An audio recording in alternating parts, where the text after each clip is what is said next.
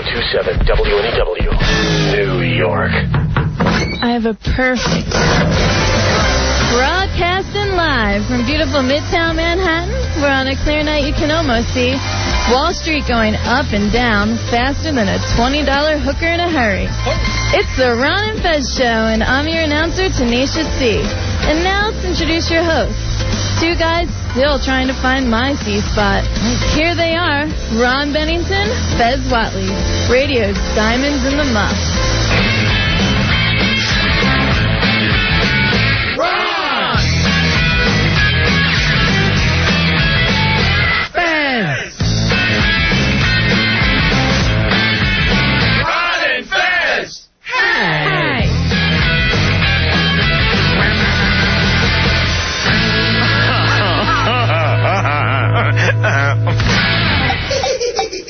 Everybody come see the greatest show.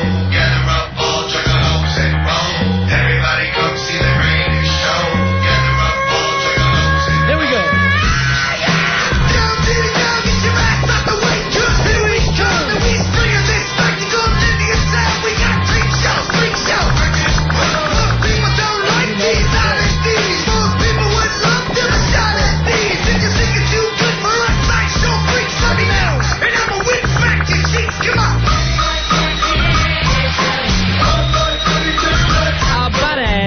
Buddies. Good evening, buddies. Buddies, Ron and Fez Show live. Good evening to the buddies. We'll be with you till 11 o'clock tonight. Blurbs about us all through the papers today, Fez. We got blurbs. We do. We got press, my friend. Well, actually, we're at the end of other people's press, but we're in the paper nonetheless. We're pressed for time, is what we are. I think David Hinckley actually called us somewhat respectable. Nice. Respectable. We've never been called that before. No. So I take it as a positive. All right. Also, the Bergen record, I don't know when this actually happened, but they mentioned the festival. Thank you for that. The Ron and Festival of Rockin' Ribs? Yeah. Nice. Things are happening, my friend. All right, what date was this, the 12th? Yeah, July 12th. All right, that's Raymond A. Adele. Thank you for that, Raymond. Thank you, Raymond A. Adele. Now, the New York Post, who once Fezzy has had as part of their All-Stars. Radio All-Stars. They gave us a different kind of a blurb today. Did you happen to see it, Fez? Yeah, I didn't understand it, but I did see it from the New York Post. Read the quote. All right. Here's what we're called. WNEW's Night We're Happy to Be Time Talkers. Ron and Fez. That's us. We're the night to be happy we're time talkers. What the hell does that mean? I have no idea. If we could get a clarification from the judges. I read it in a sentence. All right. WNEW's Night We're Happy to Be Time Talkers. Ron and Fez also snatched top slot with men 25 to 44. All right, and the name they call us again at the New York Post? WNEW's Night We're Happy to Be Time Talkers, Ron and Fez. This is by Don Kaplan. Now, I'm sure there was some kind of a Glenn Campbell good time hour meaning there, but I don't understand it at all. The night we're happy to be time talkers. Ron and Fez. And the words night and were, the words night and then W-E-apostrophe-R-E, that's all one word. Nightwear. WNEW's Nightwear. Happy to be time talkers. All right, like the gentleman was writing an article, had a slight stroke, and kept right going through it. Like there was a little blip in the Matrix. Do they not have proofreaders? And if they do, is this what he meant? I think he did mean it. I think it's a shot. I think it's a shot at Well, him. I mean, I think it's our new handle. WNEW's Night We're Happy to Be Time Talkers? Yes, what's wrong with that? Get it on the business cards, Roy. The night we're happy to be time talkers. Get longer business cards. Get any business cards. What could it possibly mean? The night we are happy to be time talkers. That makes it sound like two maniacs. Can't we go back to Radio All-Stars? Oh. No, we're the night we are happy to be time talkers. What's wrong with that, Ron and Fez? I don't think it's going to catch on. Now, the Bergen record actually called this Ron and Gaby. What? No, I made that one up. You big gaby. Mr. Adele, I have problems with you. It's a gay baby. He's a gaby. Gaby. I can't Big gay baby. Nah, I'm just kidding, Fezzy. You're a night. We are happy to be time talkers. Ron and Fez, the night we're happy to be time talkers. You know, the one time we get a blurb. Just enjoy it. Fezzy, why can't you enjoy being a night we are happy to be time talkers? We are. I wish they'd get it straight. I mean, even if you change the words around and call us WNEWs, we're happy to be nighttime talkers, it still doesn't make any sense. It means nothing. It's good. It's gibberish. It's a handle. You got to go with it when you get a handle. You don't sit there and judge your nickname. You run with it. This is never going to catch on. You're listening to 102.7 WNEW, and we're Ron and Fez, the night we are happy to be time talkers. We hope you enjoy us. We're the Radio All-Stars. No, those days are over. That guy, we were so happy about being an all-star, we actually hired him. You get a blurb. He's got an office next to us now. Give a blurb, get a job. Yeah. Talk to Mr. Raymond A. Dell about see if he wants to run promotions. We'd love to have him here. He seems to get what we're trying to do here at WNEW. He understands the night we are happy to be time talkers. And that's us. That's Don Kaplan writing that. WNEW's night we're happy to be time talkers. Ron and Fez. Huh. Hey, What could he have meant? That's it. He meant exactly the way it came out. Just take it. It's very Kerouac. It's just, you're just writing along. He's on the road right now. He's beat. He's totally beat this guy. It's Mad Libs. Hey, Andy, you're on Ron and Fez. Hey, fellas, Yeah. I'm up first. I'm happy to be time caller along. I'm happy to be time listener. Oh, great, Andy. Thank you, Andy. Welcome to Ron and Fez, the night we are happy to be time talkers. All right. See ya. All right, see you later. All right, Andy gets it. Here's John. John, you're on Ron and Fez, the night we are happy to be time talkers. Yes, how about that 7:15? That's a great... Yeah, 7:15 is a great time. It's a great time. It's a happy to be time. It's a night we are happy to be time talker. Read the whole blurb again, from beginning to end, Fez. All right, here's our whole blurb. Yeah. WNEW's. By the way, it's a huge page, and we get the little blurb at the bottom. Yeah, we're the next to the last sentence. The last sentence is, jeez, I don't know what I meant. Explains what Arbitron means. I don't know what I was doing in the last paragraph. I panicked. The last sentence should be an apology. WNEW's night we're happy to be time talkers. Ron and Fez also snatched top slot. Not the top slot, just snatched top slot. With men 25 to 44 beating several stations in that demo, including WNEW's sister station, CBS AM 880. I picked those poor bastards out. It was everybody. It says several stations, and then Several. whammo! First of all, it's not just several. It's all. No one goes off the air at 7 o'clock. And CBS AM got singled out. What's the guy's name? Because he's new at writing for the radio stuff. Don Kaplan. Don, we want to be buddies with you. Right. We want you to be buddies with the night we were happy to be time talkers, Ron and Fez. Night we're happy to be friends with you, Don, if you want to be. Here's Dan. Dan, you're on Ron and Fez. Hey, Dan. Hey, guys, how you doing? Yeah. I'm going to try to explain this to everybody who might not get it. I think what he means was to say nighttime talkers, and then he put a little interjection in there. You're happy to be. You're just happy to be. We're just happy to be. And that's that's very what he meant. zen, Fez. I mean, that's like, wherever you are, there you are, man. Enjoy it. That's what he's saying. You and I are like the Buddhas of the radio. I think, therefore I am. I'm happy just to be. I'm just being. Wherever I go. That's where I'm at the moment. I'm going to make the best of it. This moment that we're living right now, Fez, it's infinite. Really? This is it. It's eternity. Just this one moment. Seems like it goes on forever. Here's Dan. Dan, you're on Ron and Fez. Hey, buddies. Yeah. Maybe he meant to say night we're happy to be time travelers, since you always seem to be moving slots. Oh, that would be cool. Maybe he found out that we're really big fans of Time Tunnel. See ya! And he was going with that angle. Happy to be Time Tunnel fans. Talkers. It would actually make more sense if he wrote, happy to be Time Tunnel fans, Ron and Fez. It would be more clear. That tunnel was something else. And what I couldn't understand is every time they landed in that tunnel, They came out in a famous day. You know, at the right place, right time. They didn't land like, on Pearl Harbor Day. They didn't land in Africa. They landed exactly in Pearl Harbor. That's the beauty of that show. That's one smart tunnel. Here's David. You're on Ron and Fez. Hey, guys, on night we're happy to be Time Talkers card holder number 1. All right, yeah. We'll start a brand new thing. Start a new club. And it'll be like this. Woo! That'll be the new thing. Nice. So we're happy to be Card Holders Club. Here's Paul. Paul, you're on Ron and Fez.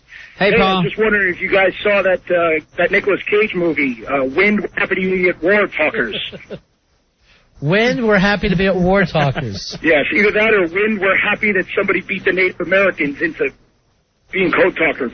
I didn't see that movie. It came out at 1 o'clock, left at 1:15. Wow. Literally. Not even through the previews. No, I'm watching the previews, and I saw 2 armed men come in and just take the reel. That's how bad the film was. Night, we're happy to be Wind Talkers. Here's Tony. Tony, you're on Ron and Fez. Tony. I think the guy was saying, like, happy gay. You know, this is how these rumors get started. Right, there's rumors. Well, last time they called us the gay-straight duo. And straight was in quotes. That's the part that I hated. Like, they were solid, and they were sure one of us was gay. But the straight guy, they put in quotes, like, what the F is that? Like they're questioning their own journalism. I drove down to the post with my kids in a DNA test. All right, here's our new theme song, Fez. For the Ron and Fez, the night we are happy to be Time Talkers. This is how we're going to start. Imagine me and you, I do. Always hook. Always we want to go from the hook. Here's Phil. Phil, you're on Ron and Fez. Hey, Phil. Hey, buddy. Hey, buddy. I was wondering if Don Kaplan's actually Kaplan's son, and it has like a Japanese theme. It's kind of like the super happy fun time hour. Oh, so you Ron and Fez, the night we are happy to be Time Talkers. You're very, very big over here. Ah, super fun, hot dog, bubble gums, fun hour.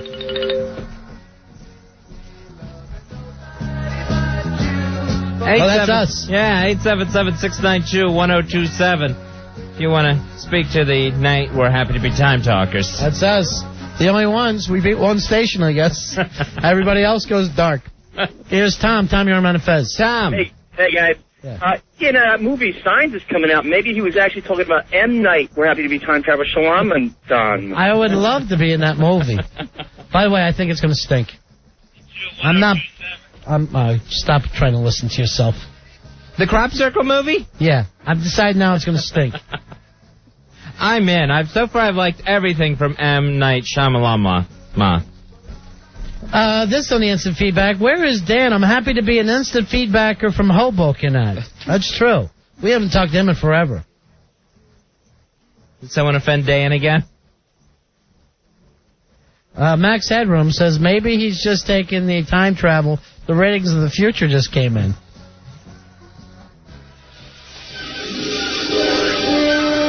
Fez and I are spinning through the time tunnel now.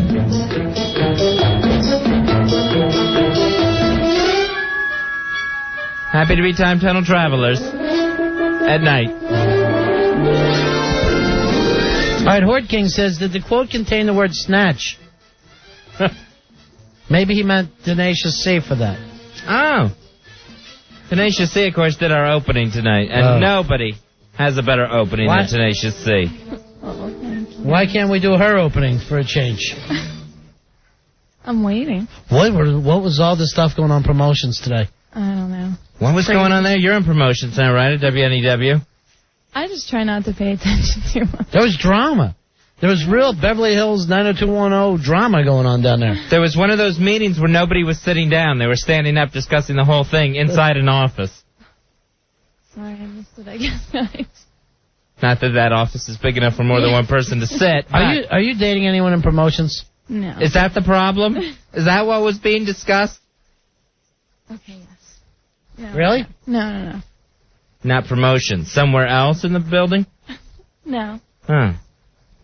I have a boyfriend, guys. Really? Yeah. White guy? Yes. Really? How come you never bring him in? When'd you break up with the old one? We're having a martini party soon if he wants to come in for that. Oh, okay. That's the folks at Mix, right? Yes, it's gonna Mix Lounge. They want to have a martini party with us. Well, we here. want to have one. Yeah. We want to do it some Friday night. All right. We'll have little couples, Tenacious C. You can bring the Tenacious D with you. What's that? Yeah, with some martinis. You know, maybe that could be the night we're going to play Drunk Newlywed Game. Somebody emailed me about that. I forgot what the rules were, but people wanted to play Drunk Newlywed Game. That should break up some couples. Yeah. Perfect. Hey, James. James, you're on Ron and Fez. How you doing? James. Mr. Bennington, Mr. Watley, Yes. you got to get Sweet Melissa for tonight's show. She's happy to be a dirty talker. Yes, she is. Thank you very much. Sweet. I'm happy to be a dirty talker, Melissa. She just moans. As she's called in the New York Post. Very nice to get the coverage of the night we're happy to be time talkers. Ron and Fez. Here's Joey. Joey, you're on Ron and Fez. Joey. Hey, good evening, guys. Yeah. What at? Did you get the cigars I dropped off? Oh, yes, I did. Thank you very much, my friend. Oh, you're welcome. Once in a while I hear that you like having a cigar, so I smuggled you back a couple of Cubans. I appreciate that, even though we're just pretending that they're Cubans. Well, enjoy, boys. I hope you celebrate them with your ratings. All right, thank you very much. Okay, I'd so say see you soon. There Bye. you go, Joey. What we'll do is, Fez, to celebrate, you can sit there and watch me smoke 2 Cuban cigars. And if you I'll want, have a Cuban sandwich. why don't you just rub my feet for me while I smoke a Cuban cigar? You know how much you like that. Again? These celebrations aren't very fun. I have a great time. Hey, dude, you're on Ron and Fez. Dude. Figured out the ghostwriter in the article. Yeah. It's the Iron Sheik. The Iron Sheik. Happy to be talking on the radio. Greatest city in the world. Happy to be there. That's why the sentence ends with beating WNEW's sister station, CBS AM. Hot pooey! Don't act like it's us and CBS AM. Some kind of a hate-filled thing here. I couldn't find him on the dial. Here's, let me go to Junior. Junior, you're on Ron and Fez. Hey, Junior. Yo, not to kill the fun, but it looks like we're happy to be time is actually part of Jeremy Coleman's quote in the paragraph before it. In the paragraph before. The paragraph. Yeah, in the New York Post. He says, but one of them should be, but we're happy to be one of them. But why would they put time talkers in there? I actually haven't read the thing yet. I'll just let Fez read to me. All right, let's see here. There is a quote from Jeremy Coleman. Jeremy Coleman's talking about O&A in the sentence before. He says it's such a horse race at the top of the rankings since there's a cluster of stations that are neck and neck, said Coleman, but one of them. And did you notice that Jeremy just acted like, okay, O&A went up because lately they've been doing some good shows. I saw that and I just cringed. They've had a streak of really good shows lately. Instead of slacking off like they normally do, they started to actually do some good shows. Here's Luke. Luke, you're on Ron and Fez. Hey, Luke. Hey, Yeah. guys, Yeah. new theme song, Morris Day and the Happy to Be Time. Oh, I love it. This is us, Fuzzy. Yeah. You're listening to 102.7 WNEW. It's Ron and Fez. Tonight we're happy to be time talkers. They're coming at you with the Morris Day. And we're happy to be the time. This was the greatest band of all time, by the way. I was just dancing around. Slapping his arms. This was Earl's prom song.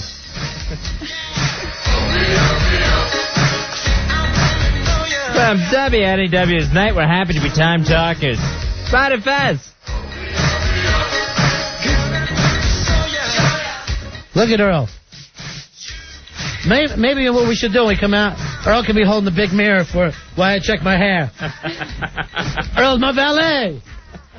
No bands have valets anymore. That's a huge mistake. Because how do you know how you're looking on stage unless the valet is dancing with the big mirror for you? Constant primping. Here's Mark. You're on Ron and Fez, buddy. Hey, Mark. Hey, guys, I think that I confused you with somebody else from the future, from Back to the Future. Hold on a second. I need a nuclear reaction to generate the 1.21 gigawatts of electricity I need. Morty! Thanks for having your own sound drops. 877-692-1027.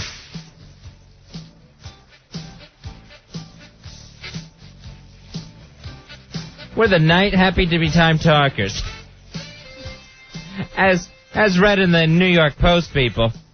Here's Rob. Rob, you're on Ron and Fez. Hey, boys, Rob. how you doing? I think with all the recent firings there at NEW, I think you guys are the happy to be making a dime talkers. You know, every day we're happy about that. We're going, are we still on? Are we still here? All right, see you, Rob. And actually, there's nothing recent about the firings. This is pretty constant. It just continues. Somehow, It's a cycle, like anything else. Somehow, the revolving door, Fez and I are just leaning up against it. Here's Sean. Sean, you're on Ron and Fez, the happy to be time talkers. Sean. Hey, guys. I feel bad that Fezzi's getting shut out of those Cuban cigars. Maybe I could bring him down a Cuban busboy to smoke. Not anymore. He's not allowed to do that. Yep. INS. Really cracking down. Here is Andy. Andy, you're on Ron and Fez. Andy, what's going on? Andy? Hey, fellas. There you go, Andy. What's going on, buddy? Yeah, there I am. Congratulations again about the ratings, by the way. I think that was actually from the article about Darren McGavin, the night I'm happy to be time stalker. Yeah, that's it. We're happy to be stalkers. All right, thanks. Here's somebody we haven't talked to in a long time. It's Hot Liz. Hot Liz, how you doing? Hey, guys, what's this I hear about a martini party? Oh, you're a big martini drinker, are you? Oh, my God, yes, I've actually been to Mix. It's down here in my neck of the woods. Oh, is that right? I actually have been there, and they do make a good martini. Well, we're going to have a party with them one night. I know, and I heard you say the couple newlywed game. Yeah, what do you think? You and your man in? No, yeah, I think I can convince him to have been there. I think some martinis will convince him. I think the martini will definitely. He's an Irish boy, of course. You know, you guys are still together how long now? Very happily. It's been about a year now. Wow. But the road show that I won the wet t-shirt thing at was in the end of June of last year. And that's what started it? And that's where I met him, yeah. So That's where love came, where Cupid came. yeah, so it's been about a year. Yeah, all right, tell your man. We'd love to have you guys in, sure. So definitely, do you know when you're doing it? Probably in a couple of Fridays. Yeah. Yeah. All right, you guys are the best. I love you right, so bye-bye. much, and I miss you guys. All right, sit. Thank you. Well, that's why we're WNEW's night. We're happy to be time talkers. Well, that's going to be a tough thing to remember to call ourselves. That's going to be rough. It's going to be really long bumper stickers. Yeah. Brothers is the last thing. Isley Brothers. Do we have them, Earl? Isley Brothers? Let's grab them.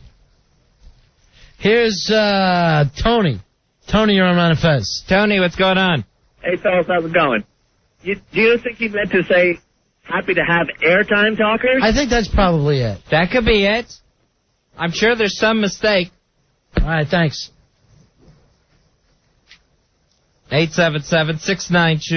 877-692-1027. It's a big cowbell song. We love it. And now he's gone. Never mind, Rory. Never mind. Mike, you're on Ron and Fez. Hey, Mike. Hey, is this Ron and Fez? Yeah. Happy to be time talkers? You guys haven't told the time once. Oh, yeah, that's true. We probably should do more time checks. Yeah, Sure. stink. Happy to be time checkers. It's terrible. You guys stink. There's not enough time on your show. Actually, it's only like those morning news shows who do constant time. They like to do the time. They'll even give you a pre-time update. It's coming up on 7:27. Right. Well, we're right before, just on the shady 7 o'clock in the morning. We're on the shady 7 coming at you. Constant time, weather, and traffic updates. Coming up at 7:27, and then after that we'll have 7:28, and coming up a little bit later, 7:29. And we're going to take you straight through the 7s here, 7:27 and 17 seconds coming at you. What's with the constant time? Buy a watch. I'm either going to get a watch or a radio. People need to know the time, I guess. Yeah. It's very important to them. Hey, Earl, what happened with that little piece that looked like you yesterday? I saw this little doll that looked like you. Did you see it? The Lilo and Stitch action figure. Who brought that in? O&A? Oh, are you still not? Earl's still not talking, I Ronnie. didn't know that. So all this time, you're still not talking. Ridiculous. Considering it's radio. Irene, you're on Ron and Fez. Hey, Irene. Hi, Fez. Hi, Irene. Maybe they're trying to differentiate between midday and night. Just night now. Well, actually, I still hear us on the middays. Uh-oh. No, we can't be doing both. Irene yells, uh-oh. Ruh-roh. Here's Chuck. Chuck, you're on Ron and Fez. Hey, Ron and Fez, how you doing? Yeah. Yeah, Chuck, what's going on? I think they got you confused with the not ready for primetime players. Ah, that's us. That's what the post meant. Hope you have as long a run as they had. Yeah, right. Well, not the first cast. They had 4 years and they all died. I'd like to stick around a little longer. John, you're on Ron and Fez. John? Yes, sir. What the man really wanted to say is the timeless talkers. Right, that's what it is, because really we don't do it. 24/7 Ron and Fez. Yeah, and it's just timeless. The topics we talk about could have been talked about in any century. It's more philosophy than anything. According to Don Kaplan of the New York Post, we are WNEW's Night We're Happy to Be Time Talkers. And we are. Night We're is all one word, by the way, in case you want to spell it yourselves. All right, in case someone's trying to get that .com, Ronnie. On the instant feedback, King Chink writes, maybe it's the night I'm happy to be rider talkers. That would be perfect for us, Fez. Oh, sure, like So- Michael Knight. Don't you just wish that our boss was a car? A talking one. Here's Pete. Pete, you're on Ron and Fez. Pete. Hey, how you guys doing? Yeah. Yeah, maybe he got mixed up. Thought he was trying to call the, either 1-900 number or the video store. He was looking for the happy hooker. Ah. All right. So, could be Pete. Right now, we just have to take it at its word. WNEW's Night We're Happy to Be Time Talkers. all right, here, Jay says, who's Doc and who's Marty? Because Al Dukes is Biff.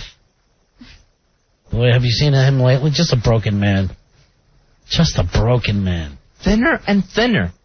Did he run over a gypsy girl and get cursed thinner? Someone check on that. He switches around so he stops having food?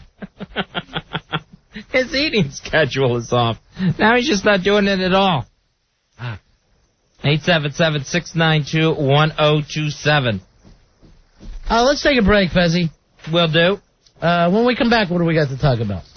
What we have to talk about, of course, that Playboy is now trying to get more women to pose from some of these financial scandals. Oh, good. All right, we'll talk about that. And maybe Tenacious C, we can talk her into finally being one of the girls of radio. Would you pose for Playboy? See? No, I don't think so. Would you pose for me? Maybe. In a trunk? Just I'd take a couple of Polaroid pictures in the trunk of a car. Oh, I'm sold now. Would your boyfriend say no to that? Definitely. He wouldn't have it. Why? What if you could get fame and fortune from Playboy? Very, very jealous. What if it was a different Really? magazine other than Playboy? Maybe like We or Scat or something. I'm in for that. He's a jealous? a scat magazine. What if it's water sports? You just do water sports, relaxing. All right, he's a jealous. Natural. See, the jealous type? Very. Is he the type to come down here and beat up Fez with a baseball bat one night? Have you thought I tried something, man? I honestly think, and I've heard this before, that you two are having an affair. What? Yes. Come on, Fez. You know it's true. More rumors. Fight him, Fez. Fight this guy. I'm not fighting the crazy jealous guy. I think Fez could take him maybe. Is that right? I think we're all right. Who are you dating? The quadriplegic Paul guy? Heyman? Paul Heyman. All right, we'll take a break. We'll be right back. We'll talk Tenacious C in the posing nude. Nice. Maybe her and her lover Fez would like to do couples only shots. Ron and Fez. Ron and Fez.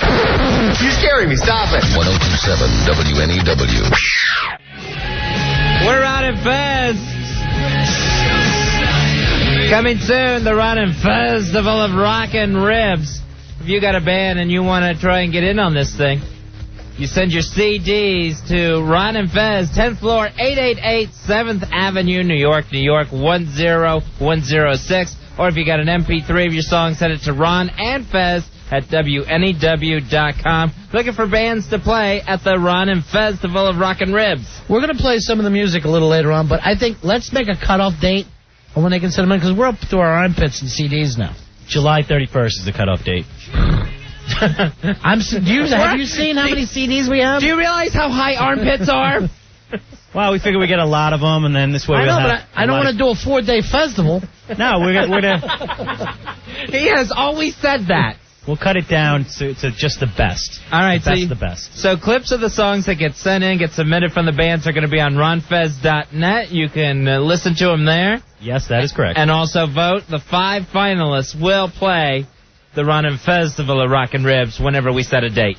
Hey, where's that promo? Jeff wrote to me that we're running a great promo, and I didn't hear it. It's running throughout the day now? Oh, God. There's too much. The things that happen while we're on vacation. Coming soon, it's the Ron and Festival of Rockin' Ribs featuring local bands. Send a CD or MP3 of original music to enter. Go to WNEW.com for details. 5 bands will perform. 1 band will win something. Hey, Deep Purple got big. Why can't you? 1027 WNEW. That's awful. The hell was I yelling that for? So if you need more details, yes, go to ronfez.net or WNEW.com. Details are on either website, Roy Hampton? Yes, both websites. All right, Thank you. A little later on tonight, let's start breaking some rock, okay? You got it. Let's start breaking some rock tonight, my friends. Let's see who the next Deep Purple's going to be. I got some good stuff. Either that or like maybe the next Blackmore's Rainbow. And let's not neglect the ribs part of this thing as well. Let's concentrate as much on the music as we do the ribs. Ribs, I actually understand. It's the music that confuses me, so we need a little jump on that. But who doesn't have a good rib recipe? I'll say this. If you don't have a good rib recipe, you're not a man. If you cannot grill ribs, and I don't mean go out and burn them and come back with ashes, but a good slow cooker of ribs, you're not a man. Hawk, I know you get over there at the Poconos on the weekends, and you're just slow cooking those ribs, aren't you? You're just grilling and chilling, aren't you? You're just smoking them ribs. Oh, yeah. Nice and juicy and flavorful. You know, when I was in Tennessee, the ribs that they were cooking took 36 hours for them to cook. Nice. That's how low they cook. 36 hours. And I'm thinking, I'm eating them. I'm like, this is good, but I wonder what the hell jumped on this thing in the last 36 hours. Now, before our vacation, we were in the office, and we were talking about the Rockin' Ribs, the Ron and a Festival going on, and Ronnie, we were so tired. We had done the double shifts, and Ronnie was talking to Black Earl about ribs. And Earl's an idiot. Earl goes, what's the best way, baked? No. Is that how it went? No, he was more like, hey, there's only one way to cook ribs. And I go, what are you, insane? There's all different rubs. There's all different sauces. I go, how do you eat ribs? And he goes, baked. That's right. It was, he was asking, is there more than one way to cook ribs? All right, Billy claims he has a story, and let's move on. And my computer's not working at all. There's something with my mouse, or something's happening. First I'm booted, now the mouse isn't working. I need some kind of help here. I need to bring that kid back from vacation. All right, Billy, where the hell are you? If you write up, you've got a funny story. I don't want to take an hour to wait for you. Nah, for the longest time. No, it doesn't start with no. For the longest time, I couldn't eat ribs until I was about 25 years old, because when we were a kid and we went camping, my father knocked over the barbecue with the ribs in it into the sand and made us still eat them. Sure he made you eat them. He cooked them all day. On those nice sandy ribs. But they were ribs. They had all sand and gravel in them and stuff. It was disgusting. You kissed them up to God. I could never eat a rib after that again until I got older, when I went like the baby backs, and I realized not every rib had sand in it. First of all, we're sitting here talking about great ribs, and you're coming in with baby back ribs. No, that's how I started. I started easy. And that's your great story. Oh, yeah. It was that you wanted to come running in here for. I ran right in. That your father ruined ribs for you. Yeah, it made us eat ribs that were covered in sand. What year was this, 68? Yeah. Because 69, 69, nobody had any ribs. And friggin' Wonder Boy, I tell him the story, he writes, my dead dad. I just said, no, my dad cooked the ribs. He has to put in dead dad. All right, don't start yelling. I'm sorry. Let's keep this as positive. This is the No one here killed your father. Look, this is going to be, we're going to be cooking ribs in a festival seating. It'll be a festival atmosphere. And look at it this way. You got your revenge. Now your dad's the one in the dirt. All right. What? Stop that. I thought this was another Billy hates his dad story. No, can I just tell a story about my childhood? I wish you wouldn't. None of your stories turn out happy. I know. Someone either eats sand or dies. That's the way every one of your stories ends. All right, Billy, do you have a good rib recipe now? Oh, yeah. You grill? Uh-huh. I'm a big barbecue. I love it. A big barbecue. That already throws me off. What's your specialty? I like to take ketchup with barbecue sauce and a little Jack Daniels. And do what with it? Just sit in the corner and pound on them? Pour it in a glass and drink it while the meat's cooking. No, to put on the ribs. To put on the ribs. Mix it together with... That Jack Daniels is going to burn off in a heartbeat. You stole that from Fridays. That's what they do. They have their whole Jack Daniels menu. Well, I've been doing that for years, so they got it from me. Where'd you get it from, Matty Fridays, the two of you? No, and you get a little bit of that smoke, the smoke flavor with the mesquite grill. It's No great. kidding. What? I'm playing some rib-eating music. Hey, Sean, you're on Ron and Fez. Hey, Sean. Hey, buddy, it's 15692. All right, buddy. Hoo-ah! Hey, I hear if you guys want to have hot dogs at the festival, Billy's mom will roll over a cart. It's a Any way rib to do that? festival. It's a rib festival. Ribs and dogs. Is she working tonight? No, she's off tonight. She works Sunday night at the beach. I know that she wanted to enter the band contest. She sent this in. Hot dogs, Armour hot dogs. What kinds of kids eat Armour hot dogs? I think she could be a finalist. Billy's mom makes dogs in one of the finest arenas in the world, right, Billy? Without a doubt, the Nassau Coliseum. Why do you guys bust the stones about that? Hot dogs are great. I've seen you guys eat hot dogs. Yeah, we love them. You'd love it if my mother brought us in some hot dogs. We'll drive her this time. Don't make her pull the cart in. Hey, those carts are great. They're handy to have. They got everything right in front of them with the nice umbrella. This is the part in the program where we sing a drunk song. Drunk songs are usually done in small bars and bistros in the wee hours of the morning. This is Billy Barbecue. Talked or sung by a fellow who's got problems, like his broad flew to coop with another guy and all the bread. So he will assume the position of a bartender. It's the way these guys behave. That's Billy when he's supposed to be growing with a Jack Daniels in his hand talking to his mailbox. Yeah, and I got the apron that says "Kiss the Kook," right? Yeah. I don't even know what you're talking about, Billy. What? Take your big thumb off that Wonder Boy before I come out there and kick you. I thought your apron said housework is a bitch. This is my two ex-wives are. Here's Dana. You're on Ron and Fez. Dana? Yes? Go ahead. Hi, I wanted to let you know that my husband and I are opening up a brand new recording studio. Really? So we want to donate recording time to the winner of your band. Of the Ron and Festival of Rock and Ribs? How much? You know, all these people are sending us CDs anyway. I don't know. Is that a big deal to have the recording time anymore? I don't know. I think since they all made CDs, they pretty much already had recording time, and they've already put out an album. But, you know, maybe it's a good thing. I don't know. All right, I'm going to put you on hold, okay? Okay. And then hopefully you'll hang up, and that'll be the end of it. No, not at all. I'm only kidding. Where is your recording studio going to be? Up in Dutchess County. Uh-huh. In Wappingers Falls. Oh, that's great up there. So are you in the music business now, or is this just a whim? Oh, no, he's been in the music business forever. Is that Hey, right? Tommy Mottola, Ron. Has he recorded anybody we would have heard of before? No. No, we're just opening it now. Okay, so has he ever worked with any big bands? Anybody? Anything No, at all to impress just- us? No, just local. Yeah. Does he know how to work the equipment? Yeah. Oh, okay. All right. He's just sitting there with his little tape recorder he got for Christmas. All right, hold on, honey. Okay. All right, get Dana's information, please. 877-692-1027. Get Dana's information and then rip it up.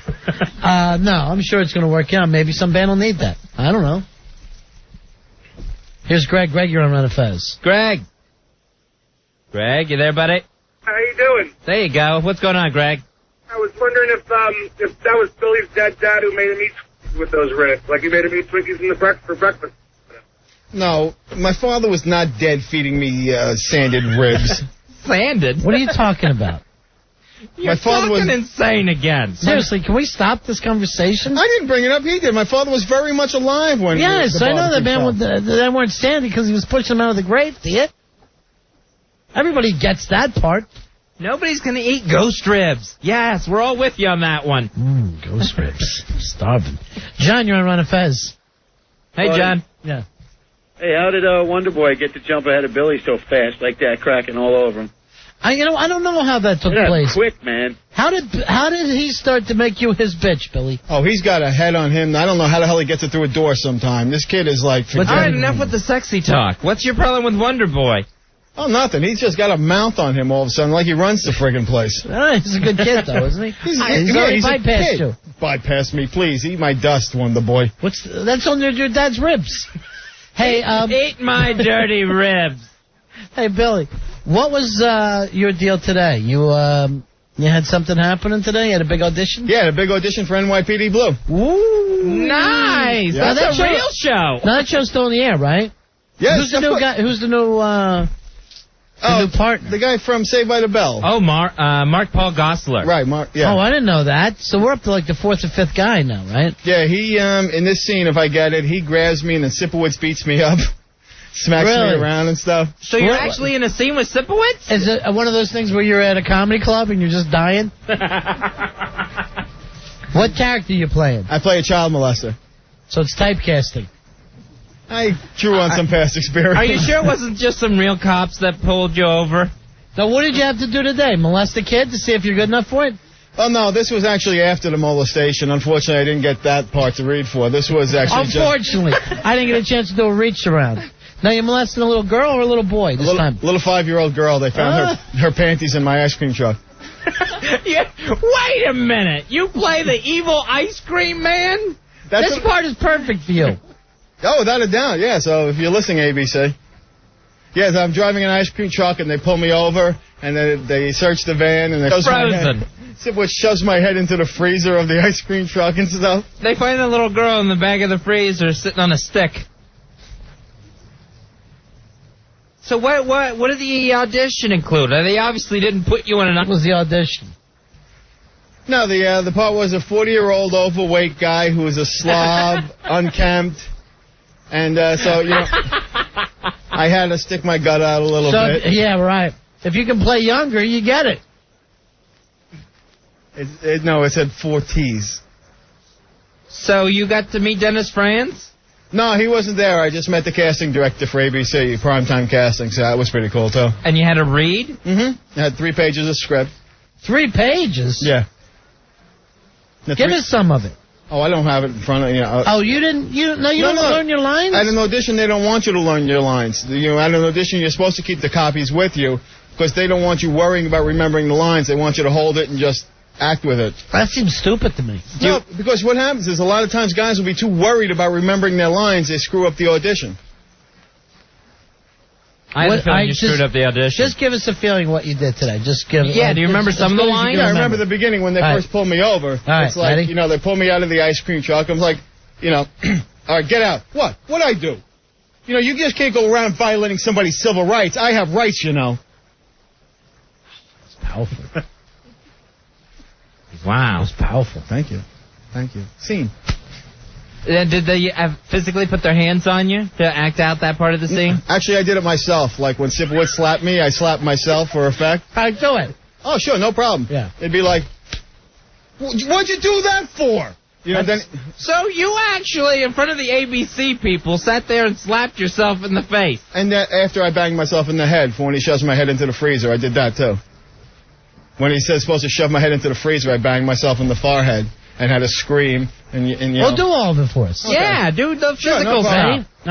So it'd be like he slams my head into the freezer. It'd be like, what the hell is wrong with you? I don't think you're ready for TV. You're too psycho. No, it has to be real. You have to be in the moment. Will you ever be doing a scene with a little girl that you molested? Not the one in your neighborhood, but the one on the TV show. Unless it's cops. No. Yeah, if you get this part, it seems like it's going to be, you got to have the scene with the girl. Mm-hmm. You got this getting caught scene in the ice cream truck that I guess they're going to haul you into for questioning. Yeah, because that was the big scene. That's where the character has a big about face. The character has a big about face where he's all defiant. And decides he doesn't like 5-year-olds anymore? No, and then at the end he goes, they want to know where the body is, and he just does a turnabout, and he becomes all proud of himself, that he saved this girl from this offensive father. And that was his rationale for this, in his mind, whatever he did to this little girl. He molested the little girl for her own good? Yeah, in his mind, this is, how he rationalized it. He or you? No, this is the script. Linnae's not going to be able to come in anymore. Hey, Mark, you're on Ron and Fez. Hey, Mark. Billy, you just lost your lawsuit, buddy. How's that? Because you're slapping your forehead, slapping yourself in the freezer and stuff like that, you're dead. No, see, that was my hand hitting my other hand. Actually, that was the acting experience he had. It was his lawsuit against the Long Island Railroad. Yes, because if we remember back to the reason we're suing the Long Island Railroad, because you fell down and were disfigured and couldn't go on any more acting jobs. I could go You on. told your agent to quit sending your picture out. I had to cover it up with makeup. Actually, the government told your agent to quit sending your picture out. Yeah, I'm Billy Staples. Here's the last acting I did. Oh, help! I've been hurt! I've been hurt! This damn railroad. Ah! I'm suing y'all! Oh, I'm hurt! Oh, my neck! My back! My neck and my back! Oh, I want $150,000! That's a damn good acting. And scene. Now get out of ABC. I actually did some research on my lawsuit today. I found out when I was going up the train, there was a guy cleaning the poop, bird poop and stuff off the steps, and I was talking to him. He goes, "Oh yeah, these steps are a mess. They have to be fixed." I was like, "Thank you." You're an idiot. No. What does that have to do with you 10,000 touching people kids? a day use those same steps.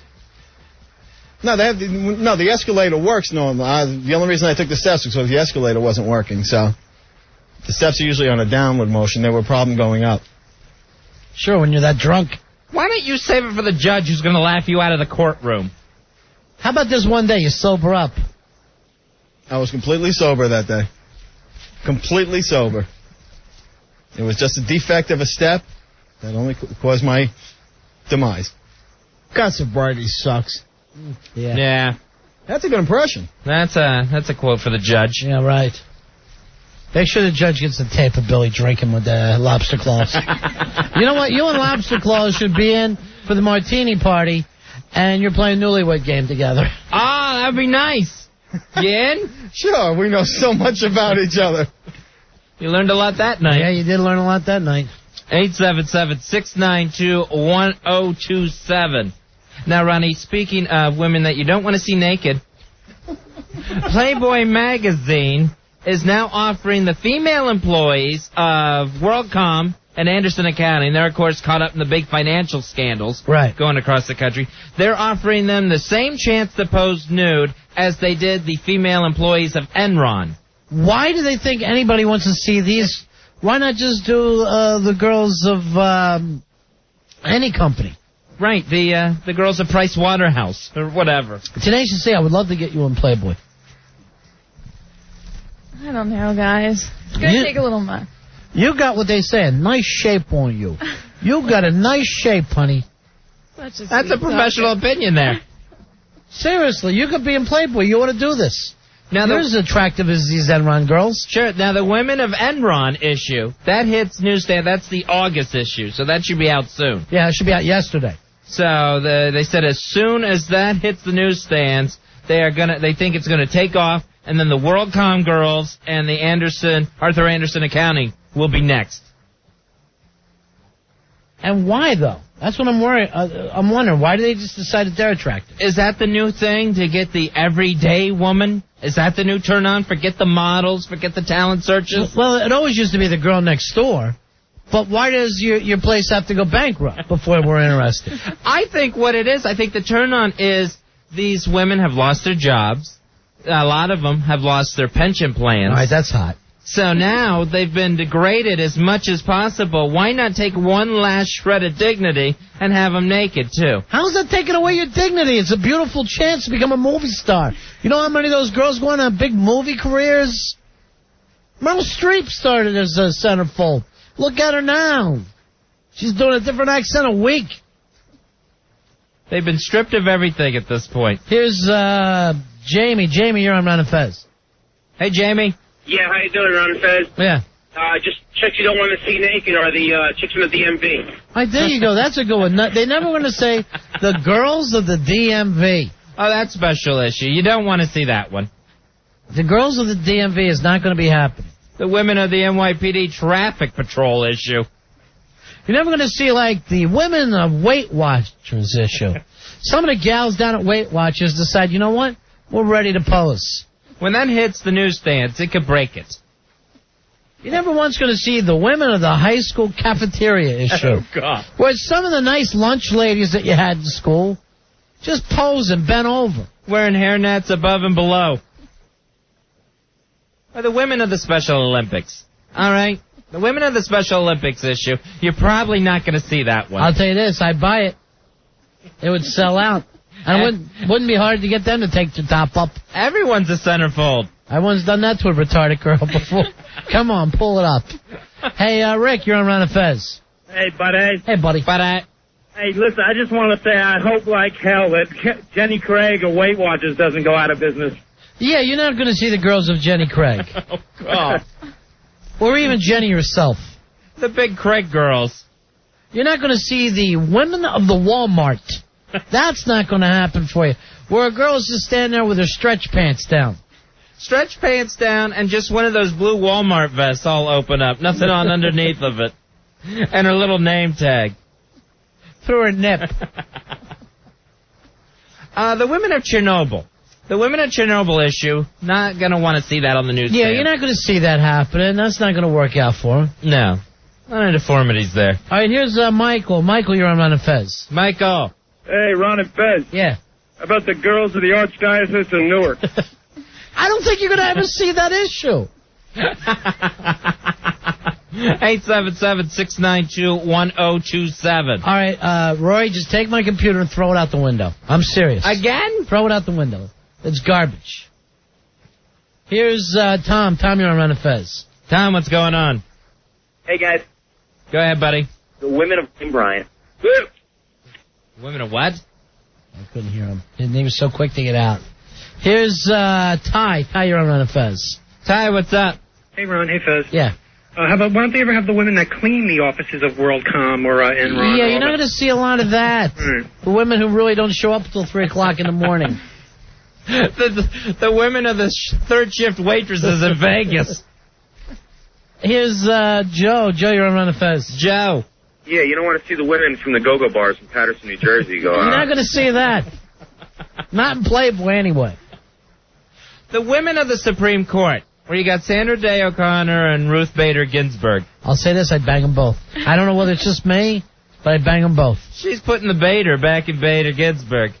Here is Vinny. Vinny, you're on Ron and Fez. Vinny? The bridge and tunnel toll collectors issue. All right, you're never going to see that. It's calling from a tunnel. You're never going to see the ladies of the bridge and tunnel toll collectors issue, where they're just standing there with their, topless in a toll booth, looking seductive at you. Just leaning out, giving you your change. You never notice this? They've never done a Women of the Ebola. You don't know that's Ebola true. victims ever. In Playboy, I don't know why. Special bleed-out issue. I think you guys want to stay clear of the Grandmother's Day issue, too. That's true. Yeah. The happy grandmas. That women of the neglected nursing homes issue. The whole bed sore special edition. Here's Cecil. Cecil, you're on with Ron and Fez. Hey, what's up, guys? Cecil. Hey, how about women of the burn unit? No, you're not going to see that issue. Probably not. That one's not going to be a big seller. Let's face the facts. Yeah, that's true. Here's Rocky. Rocky, you're on Ron and Fez. Rocky. Hey, buddies. Yeah. I'm hoping never, ever to see the female truckers edition of Playboy. Yeah, you're not going to have that happen. Tell him Large Marge sent you to the newsstand. Here's Mike. Mike, you're on Ron and Fez. Hey, what's going on, buddy? Hey, buddy. Please do not have the women of RonFez.net. Oh, stop it. Any one of those girls could make it. They'd be great. Here's Tom. Tom, you're on Ron and Fez. Hi, Tom. Butthead. Yeah. This reminds me of when Playboy put out that issue in the 40s called Women of Auschwitz. I never saw that one. That's a collectible, I guess. Really? Here's John. John, you're on Ron and Fez. John. Buddy. Yeah. You don't want to see the women from under the WNEW stairs issue. Did we ever have a spy report on... Spy report. Whatever happened since the wig day? She's never been back? Wow. Never heard from again. And I honestly thought to myself, O&A are not going to stick with that. They'll let her back. No. Still haven't seen Wigless. Here's Bill. Bill, you're on Run and Fez. Bill, what's going on? Hey, guys, how you doing? Yeah. I got the Women of the Professional Bowlers Tour. You know, I think that would make a great issue, and yet they never show it at all. You never see the Lady of the Gay Pride Parade issue. No, you don't see that. It's hard to tell which is which. And a lot of times I think you shave them down and they're going to look great. 877-692-1027. Here's Bill. Bill, you're on Run and Fez. Bill. How you doing? It's Phil. I wanted to see the women living in Rosie O'Donnell's stomach issue. I don't even know if that makes sense, does it? No. That might have been a quote from the Post today. Yeah, I don't know if that even makes sense, my friend. Here's, well, this says Jonathan, but I'm going to guess it's Jonathan. Yeah, hello? Yeah, how are you, my friend? Is this Jonathan? Yeah, this is me. Yeah, okay. How you doing tonight? You guys wouldn't really have an accurate gauge because you don't work in it, but you watched enough 6 Feet Under. I don't like those hags on there. But I want to see women in funeral service because some of them are very hot, and I'm making a run through them right now. That is one nutty guy. That is one nutty guy, and I don't want him touching any dead people in my family. I blame his parents for giving him that weird name. You just make a kid crazy. You're asking for trouble. Charlie, you're on Ron and Fez show, buddy. How are you? Hi, Charlie. Hey, buddy. Yeah. How about the girls in the WNBA? Not going to see that, are you? Not going to happen for you. Oh, The Center Bowl would have to just keep spreading out longer and longer. Here's Mark. Mark, you're on Ron and Fez. Mark, what's going on? 6'3", 6'2", gentlemen. How about, I definitely want to see midget amputees in Playboy. That would be the hot one. All right, thank you very much. You're not going to see that issue, though, the midget amputee. They're not willing to go out on that limb whatsoever. You're probably not going to see the Women of Rogaine issue either. You ever notice this? You'll never once pick up a Playboy and see the girls of the Rockford Peaches reunion. We've got Canadians, Irish ones, and Swedes. We're all for one. Hey, Fez, I'm up at Cooperstown over our vacation, right? Yeah. There's the Rockford Peaches girls sitting there. Nice. Ready to sign stuff. How about that Marla Hooch? And I just went, maybe if you were the people from the actual movie, it would mean something to Yeah, me. Madonna was sitting there with Rosie. Yeah, right. Then all of a sudden, hey, could you sign this? Here's $10 for you. Look, there's Gina Davis. Actually, you know what we did? We went and got them to sign stuff. Just because they were just sitting there in the store. They seem very nice. Al, I'm signing over here. She's saying to Alice, Al, we've got signage. Stillwell Angel. Here's, it's Lou, you're on Ron and Fez. Lou. Yeah, you never see the ladies of the LIRR. Why is that? Rory, you take it twice a day. Why don't you ever see that? They're pretty nasty. Well, why so blunt? Yeah, do you understand what Fez and I do here? Yeah, I'm sorry. We're trying to make friends? Yes. Yeah, maybe because they're all ugly. I've seen a couple of cute ones. Don't take it back now. Why are you whispering like we're in bed? Are you picking that up? He always sounds like he has a bedroom voice. Oh! Now, does he do that to you in the hall or just on the radio? No, I think it's just for the radio. On the hall, he's like this. Hey, guys, it's Rory. Yeah, I'm glad you asked me about that. Why the pillow talk with Rory Hampton? How about Thing One? Have you ever talked to him on here? Thing One is the worst. He basically is going for your balls the way he's talking. He's either the worst or the best. I haven't figured it out yet. Oh, he's the worst. Is he here tonight? No, he's not. He'll be in. Why is the other kid really? still Where here? is he? And you know, he tried to have a conversation with me. No way. Yeah. The thing that doesn't exist? Yeah. Yeah, I heard that. Who'd you hear it from? I was in the room at the time. What is that all about, Roy? Why sneaky? You got no controls. Thing 3 is sitting at my desk when I come in. Oh, my gosh. What a chatty Cathy doll. I had to get up and leave the office today before the show. And then the other one's going, hey, how was your vacation, man? And I'm like, you already got fired by us. You know, Fez and I, and this is true, in our whole career, have never fired a soul. Because they never listen. Right. They wouldn't leave anyway. No. What's the point? But we can make people quit. We've done that literally to scores of people. That happens we a will lot. Force them to quit. And they quit in tears. But we never fire them. And we think that makes us better people. Because we never had to say the, you're fired. The Mr. Spacely, you're fired.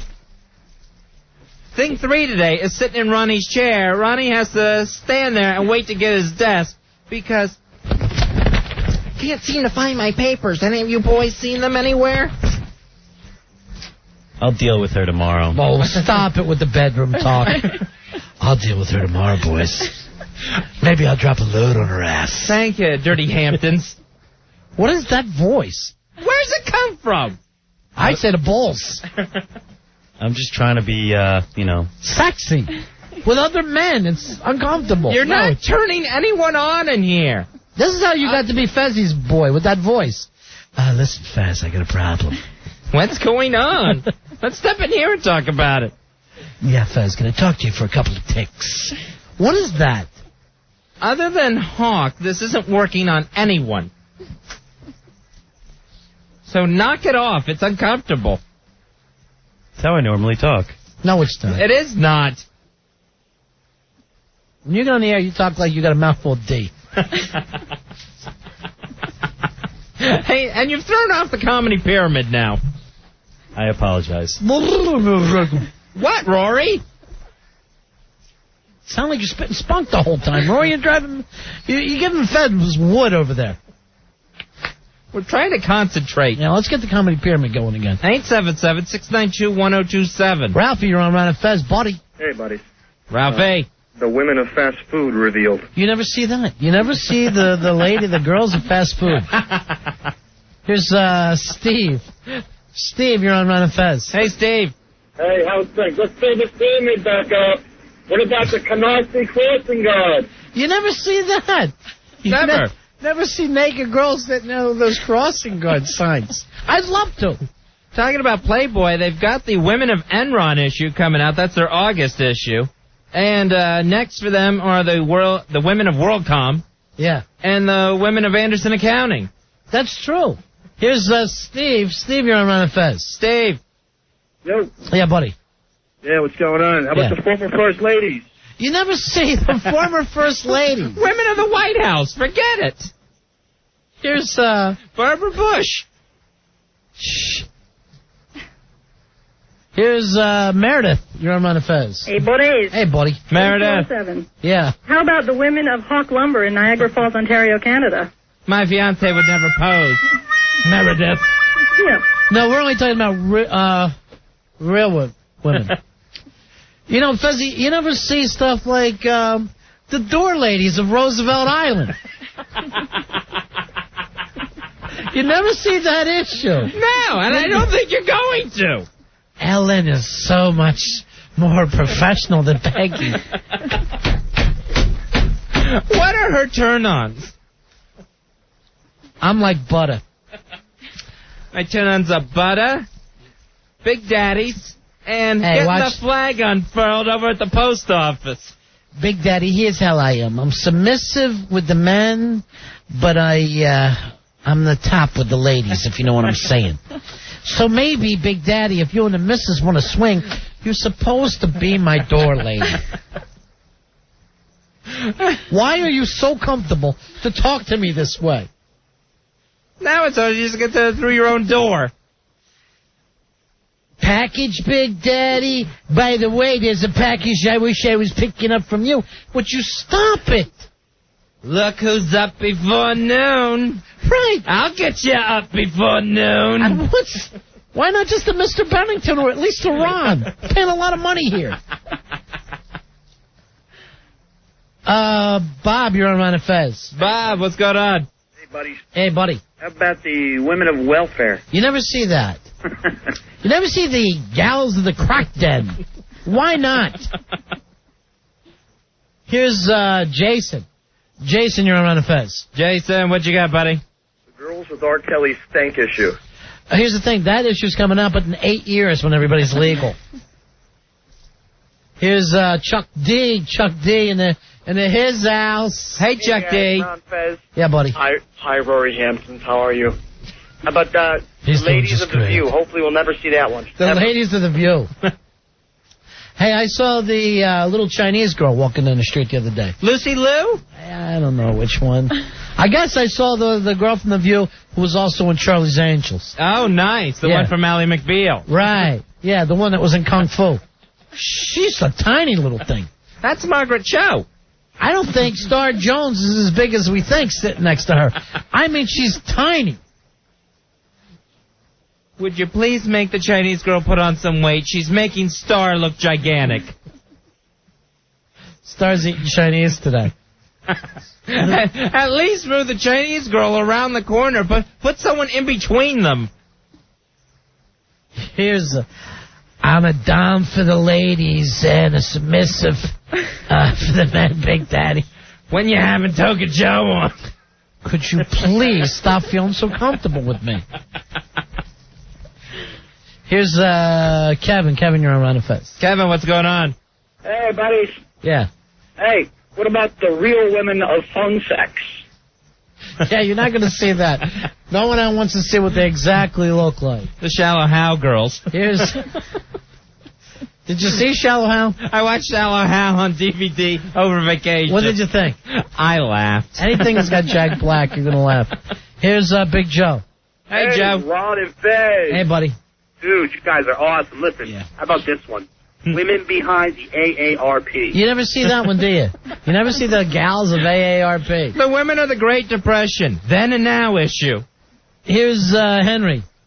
Henry. what's up, Hey, buddy? Henry. Hey, Henry, how you doing? Very good there. That's How going to be about my the new thing women- for Henry's. How about the women of the LPGA? Ah, chicks with D's. Yeah, that would be a Yeah. great one, yeah. Unwrap the big wraparound skirts.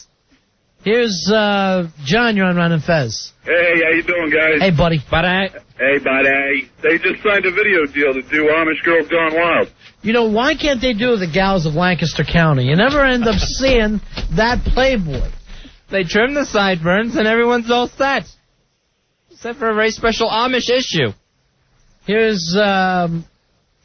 Bob, you're on Ron and Fez. Bob. Hey, buddies. Bobby. I got the girls of the National Spelling Bee. Right. See ya. All right, see ya. Fez, wait for the joke before you start laughing. You got to wait for the joke. Sometimes it's tough. The audience is that great. The callers are that good. Our callers are that good. We've got the best callers in the business. Here is Eric. Eric, you're on Ron and Fez. Hey, Eric, what's going on? Hey, Fez, you sexy biatch. Is this Rory calling? Nah, I got women of Texan cattle ranching. Oh, well, this sexy biatch thing was actually funnier. Here's Reed. Reed, you're on Ron and Fez. Reed, what's going on? I think Staples might like the girls from the gastric bypass unit. By the way, women of stomach stapling. By the way, Yeah. her father was in the Beach Boys. Here's Steve. Steve, you're on Ron and Fez. Steve. Cosmetic surgery that's gone wrong. Cosmetic surgery that's gone wrong. Sure, just the women of Botox. Here's Carla. Carla, you're on Ron and Fez. Hey, Carla. How you doing, guys? How about the women of Home Depot? Hey, who's laughing like that with you? Oh, my kids. All right, how many kids you got there? I got two, and RJ, my son's the one that picked that one. Oh, really? Yep. All right, put RJ on. Hold on one second, RJ. Hello. RJ, very funny joke. That's a good one, Arj. Thanks. I'll tell you what we're going to do. What? We're going to say that is the top of the comedy pyramid. Wow, the winning cowbell. That was the funniest joke of the night. And we're going to give you something. What do we got? We got those Austin Powers packs. Yes, we actually got 5 more since we gave So away. should we give them all to this kid? No, we can give him 2. Or 2 what? 2 packs. Well, explain what it is. A Roy. prize pack including tickets to a preview screening of By the Austin way, Powers. what Gold happened to member. Sexy Voice? Now we're way up here again. Now you make Because me he's all, talking to a kid, I guess. you're making me all self-conscious. Yeah. It's a secret Manhattan location on Wednesday, July 17th. We're going to have to eventually tell people. Austin Powers Gold member opens nationwide on Friday, July 26th. All right, and see if there's some other stuff for kids, too, all right? You got it. All right, see, we got All right, some video games. Way to in go, there or RJ. something. All right? All right, hold on, buddy. You're going to win prizes. All right, hold on the line. Make sure you don't hang up. All right, if you were listening last night, we were talking with our buddy Tuddle, who's in a cement coffin in Florida, part of a radio promotion that the Monsters of the Midday are doing down there. He had a lot of trouble last night But he's still in the coffin, Fez. He's made it through, I guess now it's 32 hours, just over 32 hours, I believe, at this point. In a big box, like a coffin. He says it's refrigerator size. Then what they did was they lowered that down and then covered it with cement. Right. So that he's actually encased in a giant brick. He's in there, he has a cell phone, and we'll check on some other things. I think they gave him a Depends. He Depends and one small bottle of water. No place to use the restroom and no food or drink. So we'll talk to him next. You're listening to Ron and Fez. Ron and Fez. 102.7 WNEW. We're Ron and Fez. Coming up, we'll have some clips from some of the entries to the Ron and Festival of Rock and Ribs. Details on how you can enter your band's entry, ronfez.net and WNEW.com. All the details are right there. Hey, we were talking with Tuddle last night, who was buried alive in a parking lot in Florida right now. 48 hours will be buried alive. Nothing but a bottle of water and some Depends, because no food, no place to use the restroom. I believe he had a grilled cheese sandwich the night before he went in the box, just to make sure he didn't have anything in his system that he'd want to poot out. And, of course, he has an air hole, and that's basically it. I think they're running some cool air in and out for him. Oh, nice. Here is Tuddle. Tuddle, can you hear us, buddy? Yeah, I can hear you guys. You're sounding rough. You sound weak. How long has it been?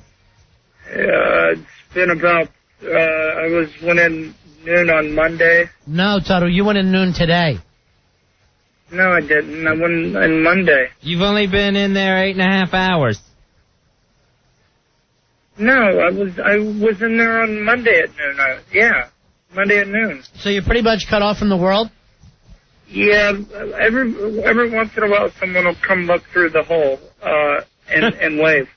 Now there's no hole. That's just in his mind. So there's some kind of like little window to see out?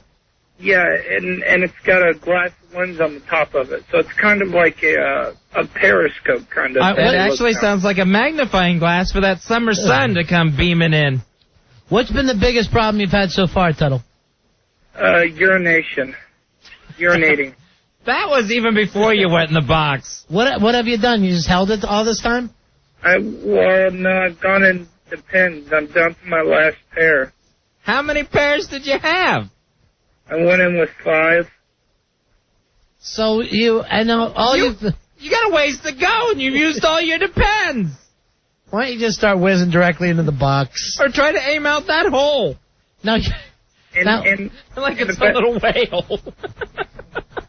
And the thing about it is I'm kind of like, I've been real gassy, but I've kind of like, I have to really go to the bathroom, so I can't, like, fart or anything, because if I do, I think something will come out. Right. Yeah, and I'm like prairie dogging. Now, tell us about prairie dogging. For those of us that didn't grow up eating them. So you've been prairie dogging for a while. And it makes that little prairie dog whistle. So you're prairie dogging, but you're pulling it back in. Yeah. I hope you win that fight, my man. Now you got to go, well, let's see, about another 16 hours? Is that about right? About 15 and a half hours? That sounds right. Noon on Wednesday. Noon on Wednesday I get out. They said that if they might have a surprise for me to make like an extra $100 for every day I stay in. Well, that would be great. There you go. An extra $100 a day. I don't want it, he's saying. I don't want it. What's the first thing you're going to do when you get out, Tuddle? Lose the prairie dog? Kill a prairie dog. Yeah, first thing I'm going to do is go to the bathroom and drink some water. Because my lips... Same place. My lips are cracking right now really bad. You're out of water? Well, I have a little bit, but I want to save it. Ron, he's talking about his vag. Now you haven't eaten anything? I snuck in a few lifesavers with me. Snuck in! All right, you shouldn't get your money then. I know, you're cheating. You're sitting there enjoying a lifesaver banquet. And prairie dogging. That's like that show Survivor. They always pat him down for food before they get on the island or whatever. You actually should use that prairie dog to rat hole some food for yourself. The prairie dog ate the lifesavers, Ronnie. Fill the cigar tube up with pudding. He's good right now. Oh, God. But to be honest with you, I almost pushed the button last night. You started to panic a little bit last night? Well, it was about 2:30 in the morning, and I woke up, and there's one single light on the roof of the coffin, and the power went off last night. The power went off, and the air that's circulating in here quit because the power, everything, the panic button and everything. The panic button doesn't even work when the electricity. Oh, jeez, what an a-hole. Who's running this thing? Wait a minute, the panic button doesn't work when the power goes out? Yeah, so I can't. I sat there screaming and yelling, and nobody was answering me for like 8 minutes. Not at 2:30 in the morning. What did you think was going on, a terrorist attack? No, I just thought that maybe like a bad storm maybe knocked the power out, but no one was around to help me out. What were you doing? I was kicking at the roof of the. I was trying to kick out, but there was too much concrete. Wait, I think I hear people yelling to you through the air hole, huh? Yeah, there's people hollering at me. Yeah. What are they yelling? Hey, how you doing? That's the prairie dog talking, Ronnie. Hey, Tuddle, act like you're freaking and ask them to please let you out. All right, hold on, okay? Yeah. Let me out. No, seriously, you've got to get me out of here. They're not buying it. Yeah. Yeah, nobody is. Why don't you kick the roof for us like you did last night? All right, hold on, okay? Yeah. I got to situate myself. It's kind of hard. Yeah. That's the prairie dog again. All right, here we go. Ready? Yeah. That's all the strength he has. Yeah, it sounds like taps. Little taps on the roof. Hey, Tuddle, have you run any batches in there? What'd you say? Did you run any batches? No, because they have a camera on me. That could be a source of protein. Where are they? You can use that as protein? Yes. Yes, that could be your meal. It's like a steak. Hey, Tuddle, who's watching you through the camera? Rust and the monsters are here right now looking through the camera. Oh, so, I mean, it's just the people in the parking lot? Yeah, the people in the parking lot can see me on the camera. You can't, it's not like an internet feed. Oh, that would have been cool to have you in an internet feed. We'll do that next week with you. When you're still in there. I don't plan on being here. They're trying to bribe me to stay another day, but I can't do it. Tuddle, what are you going to do on noon Wednesday, which is 2 days from now, when they're not going to let you out?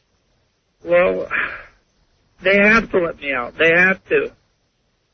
I mean, there's nothing I can do. I mean, I'm helpless in here, so if they really wanted to keep me in there, there's nothing that I could do. Have you talked to your mama? Yeah, she called me a few minutes ago. What'd she have to say? She's not too happy. No, we've gone through all your depends. Of course, she's furious. And my dad won't talk to me. Why is he mad? Because he says I'm embarrassing the family. That's true. He did not raise a son to be stuck in a brick. He never raised a boy to hold a turd. So, yeah. I didn't raise no prairie dogger. So, but I don't know. I mean, can you hurt yourself from holding one in for a long time? Yes, that's poison. Yes. Why do you think they call it waste? You need to get rid of it. I never knew that's why they called it waste. Do you understand that you got poison in you? So what can it do if it stays in there too long? You're going to get an infection. That stuff's going to start going back into your system. Why don't you drop it into one of your old Depends? Because it's all wet. The old Depends they're all piled in one corner. I was going to say, where are the old Depends at this point? They're all in one corner by my head. By your head? Why not kick them down by your feet? I can't reach down there. Ever. Now, I can't reach. So you've gone 4 times. Yes, I've had, or have you gone more than once in one Depends? Well, just on the third one, I did it twice on that one. Oh, nice. But the first and the second one, I only used once. Double dipping on the Depends, Ronnie. All right, some people want to talk to you. 877-692-1027. It's the man in the box. Tuddle, who's been in the box now for, well over 24 hours and will be out finally after 48 hours. Will be tomorrow. Reboot me, by the way. And I won't use this computer ever again. I'm done with it. All right, some people want to talk to you, Tuddle. Here's John. John, you're on with Tuddle on the Ron and Fez show. Hey, Tuddle, how you doing? Hey, John, how are you? Listen, aren't you concerned with the hot, dank, warm air in Florida and your urine in that box and that concrete and it being the way it is about lethal mold growing in there? You know, those molds almost killed Ed McMahon's family. Oh, that's right. He had to sue. So a mold could get in the air and then you're breathing in spores. How could my urine turn into mold? Magic. You ever Black put bread magic. in the refrigerator? Yeah, well, that can't happen, really, can it? Yes, it can happen. Sure. You're laying in mold. That prairie dog's getting moldy as we speak. Man, you know, you guys have got me freaking again. Well, just relax. Relax and think about the mold in your lungs. That's the best thing to do. It's going to need somewhere to go. It's going to go up your nostrils. God, now I'm having trouble breathing fast. That's the way mold works. It finds a place. John, you're on Ron and Fez. Hey, John. Yeah, what's up, guys? But Tuddle on? Yeah, you're on with Tuddle in the coffin. Oh, you're an absolute mess, really. I mean, it's for a good cause and everything. Yeah, it's for a good cause. What's the cause? The mustard seed. The mustard seed. It's for the Muffin Man, Ronnie, the Muffin Man. What's the mustard seed, Tuddle? They help out kids in coffins? They help out colored kids in, like, urban communities. They help out colored kids. They help. Are you? They dig this hole all the way down to 1953. They help colored kids get sealed in cement as well, Ronnie. The underprivileged kids that can't afford their own mortar. What a stupid thing to say, Tuddle. How is that a stupid thing to say? Do you think the mustard seeds want someone who's yelling the word colored kids representing them? You are an inbred. Maybe you should stay in that box. That's like someone for the Special Olympics saying we got a lot of great retards out here today. We got some really special mongoloid waterheads. Boy, are they great, these kids. I'll tell you the truth. These kids might not be smart, but they run like lightning. You retards really are working out for us. I'll tell you what, they'll give you the oil. Not think twice about it. They're that dumb, but God, we love them. All right, here's Joey. Joey, you're on Ron and Fez. Hey, Joey. Hey, guys. Yeah. Hey, Tuddle, I'm really not impressed that you've been in this coffin for 48 hours. I mean, Billy Staples' father, he's been in a coffin for a couple of decades already. All right, thank you, Joey. I'm not dead, though. Oh, yeah, that's true. Oh, quit saying how you're so much better than Billy's father. Here's Mike. Mike, you're on Ron and Fez. Hey, Mike, go ahead. Hey, what's going on, buddies? 8675309 here. All right, buddy. Hey, Mike. Yeah, I got a question for you, Tuddle. If you're prairie dogging now, does this mean, like, when you go to sleep tonight, you know there's the chance that you might, like, poo in your pants? And then when they open up the coffin tomorrow at noon, there's going to be, like, you know, a turd in there. There already is one laying in there now, saying the word colored kids. I'm doing out everything I can do to help colored kids. What a stupid young man you are, Tuddle. It's so dumb. I didn't mean it in a bad way. I'm trying to help people out. How much money have you raised so far? Well, the guys from NSYNC said if I make it until noon tomorrow, I get $2,000 for the... Now you're hallucinating. You think NSYNC is talking to you. Now you're hallucinating. Who said this, Joey Fatone? NSYNC is not talking to you. No, Johnny Wright Incorporated said that. Who? Johnny Wright. That's their manager for NSYNC. All right, so you did not talk to NSYNC. You talked to someone who manages them. Yeah, but NSYNC said they were... Is that Lou Pearlman, you mean? No, but Joey Fatone, he's come down and told me, they said... Sure they are. And Bob Dylan was there. Nipsey Russell swung by. A few more hours, you'll be seeing John Lennon. Here's Christian. Christian, you're on with Tuddle on the Ron and Fez show. He's buried in a coffin in Florida right now, raising money. Hey, Christian. Yeah. On behalf of the colored guys, I'd just like to say I hope he stays down there. You hear that? Tuddle? You hear that, Tuddle? Why would you say that? I'm trying to help people out. You're an idiot. And how much money have you raised except for the NSYNC 2000? For the colored guys? We don't like NSYNC. You don't? Why? He sounds so awful. You can't even be mad at him. It sounds like he's on his last lungs. It's like being mean to a burn victim. You just leave him alone. Don't touch him or everything feels like lava on his skin. All right, thanks, Christian. All right. Yeah, and Christian, I'd love to say Tuddle is just exhausted and worn out and doesn't know what he's saying, but he talks like that anyway with the color kid remarks. And he thinks it's a good thing. He thinks NSYNC's going to be proud of him. Hey, it's your new band you're in, Tuddle. NSYNC.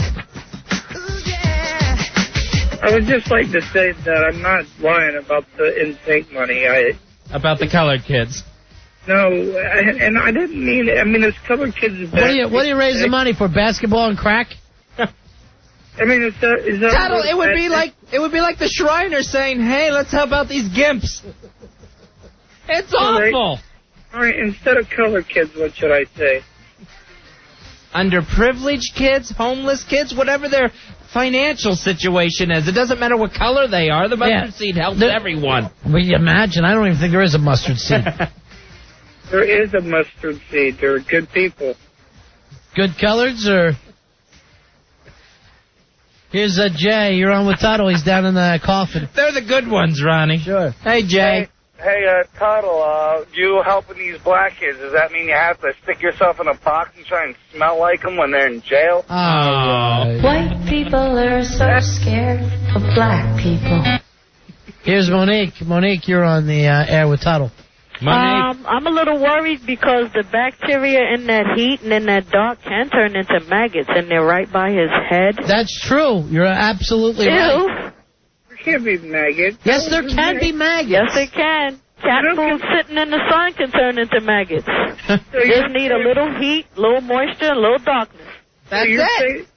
So you're saying my urine has maggots in it? The bacteria sitting in the heat, fermenting in that box, can turn into maggots. All right, where exactly do maggots come from? Bacteria. From bacteria. I thought flies had to lay eggs for maggots. And then maggots turn into flies, right? Right. Yeah. Just like in that movie with Jeff Goldblum. Yeah. Yeah, so a fly... Have any flies been down there near your urine? They're right there, yeah. Uh-oh. Not Eat good. them. That's protein for you. Thanks, Monique. Okay. Tuddle, that's why when humans have some sort of movement, that's why we flush it away. If it was good to keep around, we'd be sprinkling it on the plants and the sofas. Yeah. That's why we get rid of it. Somebody's hollering at me down the tube again. What do they say? Go ahead and talk to them. I hope it's Justin Timberlake. I'm doing good. How are you? Remember the girl from Brazil? It's a Brazilian girl. Is she a colored girl? No, she's Brazilian. She's resilient. Wait, there's a Brazilian girl like you, Tuddle? Hey, her name's Anata. Yeah. A Nazi? Yeah. It sounds like you're really getting the crowds out to say, huh, Tuddle? Yeah, Some foreign girl just wandered up and wondered what's going on here. And, of course, Joey Fatone. Now, there's a guy, a friend of ours, Tuddle, who is going to do a stunt in Times Square soon. And what's he going to do? Actually, you saw him before, Tuddle, when you were up here with us at the WWE. He's the mind freak, Chris Angel. Chris Angel, right? Yeah. Yeah. Right. Chris Angel, who the night that you were down there, was hanging himself from hooks, meat hooks, remember? Yeah, I remember that. He was at the WWE New York, right? Right. There you go. See, you still have your faculties there with you. Yeah, He thinks you're his teacher. Did he make it, though, on the hook? Yes, he made it. Did he make it? No, he's still hanging from meat hooks 3 months later. Now what he's going to do, he's going to try to recreate the Harry Houdini trick He's going to be submerged in Times Square. He's going to be upside down in a water torture cell. But unlike Houdini, who stayed in for a few minutes and escaped, Chris Angel will be underwater for 24 hours. How's he going to breathe? That's the trick. No, he's going to have an air tube, and then at the 24th hour, they're going to cut off his air tube, and he's going to have to escape his shackles, just like Houdini did, and emerge from the tank, from the water torture cell. Now, Tuddle, are you still wearing pants, or you take them off every time you have to throw your Depends away? Good question. I had to get rid of the pants because they leaked over into my pants.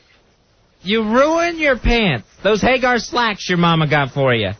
Yeah, I was wearing my Daytona 500 pants that my dad got me. Oh, no wonder he's not speaking to you. Sure, you went and ruined your Sunday go to meeting clothes. Those things were signed by Ward Burton. Somebody sent me pictures of you, Tuddle, and this stupid cement coffin box. Yeah, and what'd you think? It's ridiculous. It's very ridiculous. So right now you're just wearing your final pair of Depends? Yeah, and I don't have any underwear on right now because those got wet too. He's sopping in it, Ronnie. All right, Tuddle, we'll call you one more time by the end of the show, okay? All right, thanks, guys, for keeping me company. Oh, shut up. See you later. And say hi to all the colored kids that you're helping, okay? All by the way, Tommy Mottola's on line 4. He wants to help out. He was laughing when you said colored. There's Tuddle, encased in his concrete coffin. We'll check back with him a little bit later. I say he's encased in that big stupid rock head of his. 877-692-1027. Ron and Fez. 1027 WNEW, New York. Ron and Fez. Frequency 1027 WNEW. We're Ron and Fez. 877-692-1027 on a Tuesday. Ron Bennington, Fez Watley with you. Running in the July 20th issue of TV Guide, they're doing a really nice thing. They're putting out their list of the 50 worst TV shows of all time. So, not only did someone probably have a failed TV show in their career, now you're going to get rated on it. Now you're going to end up on this list. So this is the worst of all time? The worst TV shows of all time. Now, 50 worst. No, this is for TV Guide. It's just better not be shows the last couple of years. No, I'm looking at this. A lot of them. I see one here from the mid-'60s. I don't know. I see one from 1961. So I guess they're going back pretty much as far as television. I don't see anything in the 50s, though. Now, I know the one that they normally call the worst TV show of all time. And to tell you the truth, I don't think I've ever seen it. I just know the premise. But for me, myself, I'd say the worst TV show of all time, Mr. Rhodes. Mr. No, Rhodes. I'm only kidding. That's a friend of ours. Had that show. Tom Rhodes had that show for a little while. On NBC. No, I don't see Mr. Rhodes on here. Who remembers? How quickly we forget. So one of the worst TV shows ever, Ronnie. I know the one that they call. People always say it's My Mother the Car. Right, exactly, with Jerry Van Dyke. Yeah. So My Mother the Car actually comes in at number 2. This is where the sound effects come from still. Because the car was played by Sheepy. So My Mother the Car was a TV show that supposedly the mother came back as the Edsel or something like that. Yeah, reincarnated. Yeah. As a car, reincarnated. Ah, good. I like that. Show lasted, I guess, a season. All right, here's Jim has a question for you, Fez. I just wanted to know if they meant like the worst hit TV shows of all time, because I remember crappy shows like San Pedro Beach Bums and stuff like that. San Pedro Beach Bums. I don't even remember that one. Late 70s. What was that about? Some guys hanging out on the beach, getting in trouble and hijinks and all that stuff. Oh, hijinks. I like any kind of hijinks. They had a memorable line, which you may have heard. They tried to get a football game together, and they had a Spanish field goal kicker saying, "Football, you bet." No, I don't remember that one, but it sounds great. When I was a kid. All right, thanks. All right, I got one that I think was probably one of the worst of all time, and it actually starred or co-starred Michelle Pfeiffer. Really? And it was Animal House, the TV show. Oh, man, I remember that. And Zero Mostel's kid played the Bluto part. He was like Bluto's cousin or something. I don't see Animal House, the TV show, on here. All right, here is James. James has a guess. James, you're on Ron and Fez. 7650. All right, buddy. Thank you. Yeah. About it? Magic Johnson Hour. The Magic Johnson, the short-lived Magic Johnson Hour, did not go long. No, What Sheila E. was his band director, right? Yeah, and did a great job. And Magic just, he came out sweating. He was just a nervous wreck and not very comfortable hosting the show at all. As I run through this list as quickly as possible, I don't see the Magic Johnson show on there. Of the 50 worst TV shows of all time. Wow, you think we do a little better with this? Let me give this a thought. 877-692-1027. You know, because a lot of times I think a lot of the shows do come and go so quickly. I don't know if most people would know. All right, here's one. Carter sent this one in. Could it be UPN's Homeboys in Outer Space? Homeboys in Outer Space is on the list. 1996 to 1997 season. Came in at 31, Ronnie. Wow. Number 31. I'll have to tell you this. Not only did I not even see that show, I never even heard of it. It actually sounds like it should be a Saturday morning kids show. All right, here is one. Like Far Out Space Nuts or something. Bean Boy wants to know, is Cop Rock on there at all? Cop Rock is in the top 10, Bean Boy. Wow. Cop Rock, hideous. Didn't even make it a full season on ABC. Came in at number 8. Now, Cop Rock I never saw, but it seems like they tried. So Cop Rock was actually a police drama that was a musical, right? Right. They would just all of a sudden break out into song and dance numbers. We're selling crack, we're selling crack. There's been a rape. All right, here is Soul Gravity says, what about Babes with the 3 fat chicks on Fox? I remember that one. Oh, my gosh, is Babes on there? I'm looking real quick. I do not see Babes yet. Here is Scott. Scott, you're on Ron and Fez. 10052. All right, buddy. Yeah, what about Manimal? Remember that one? The guy who could turn into any animal. That's right. Manimal. Manimal was on during 1983 on NBC. It came in 15th. Wow. I actually thought Manimal might be higher up. All right, here's one that I used to hate that came on between 2 other shows. The Single Guy. Oh, I hated that show.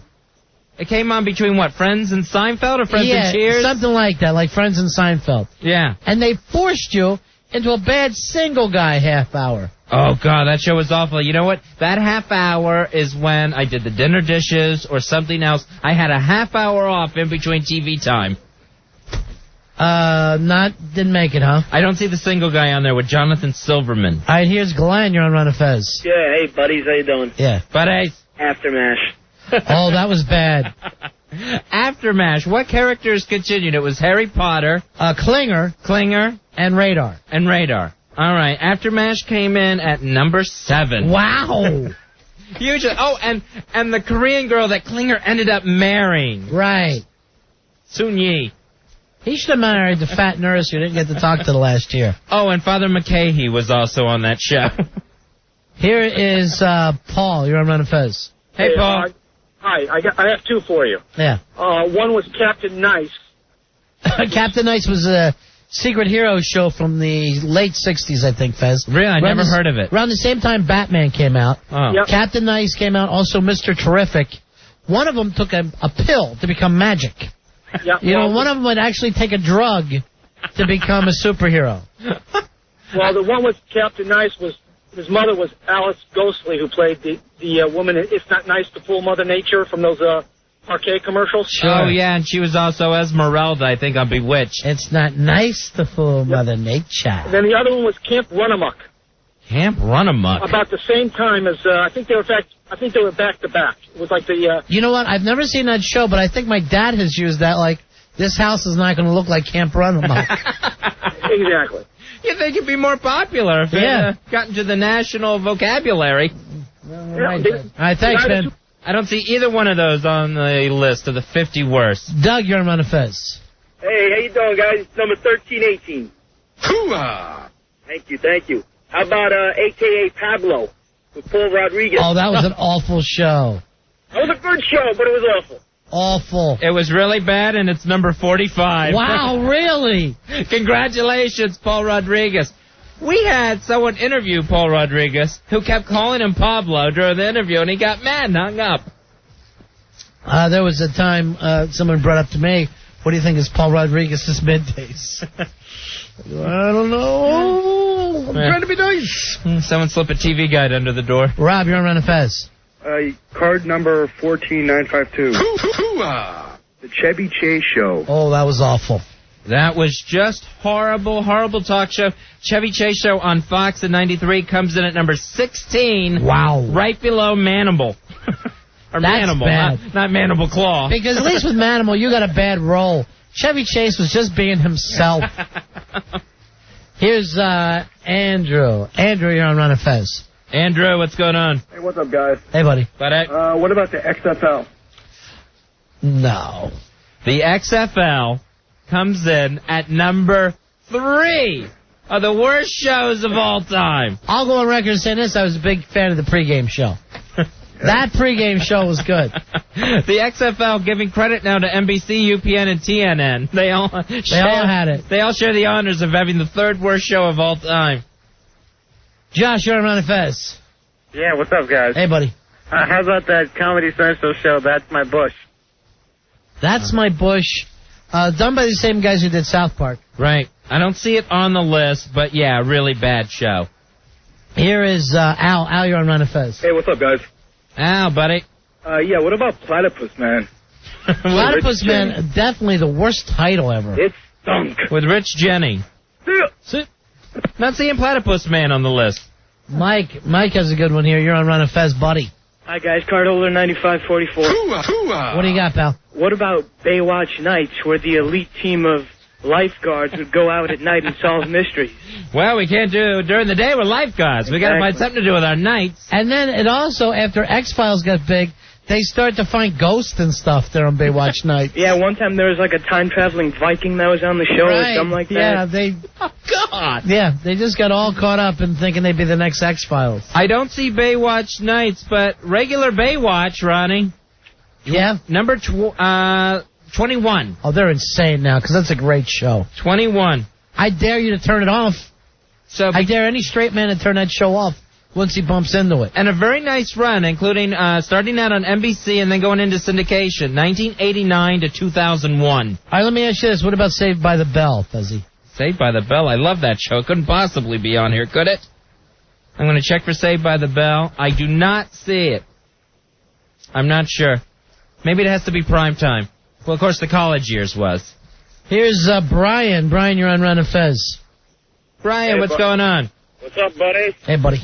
How about this? The Brady Bunch Variety Hour. Oh, that was hideous, Fez. I put that up there with Baywatch Nights.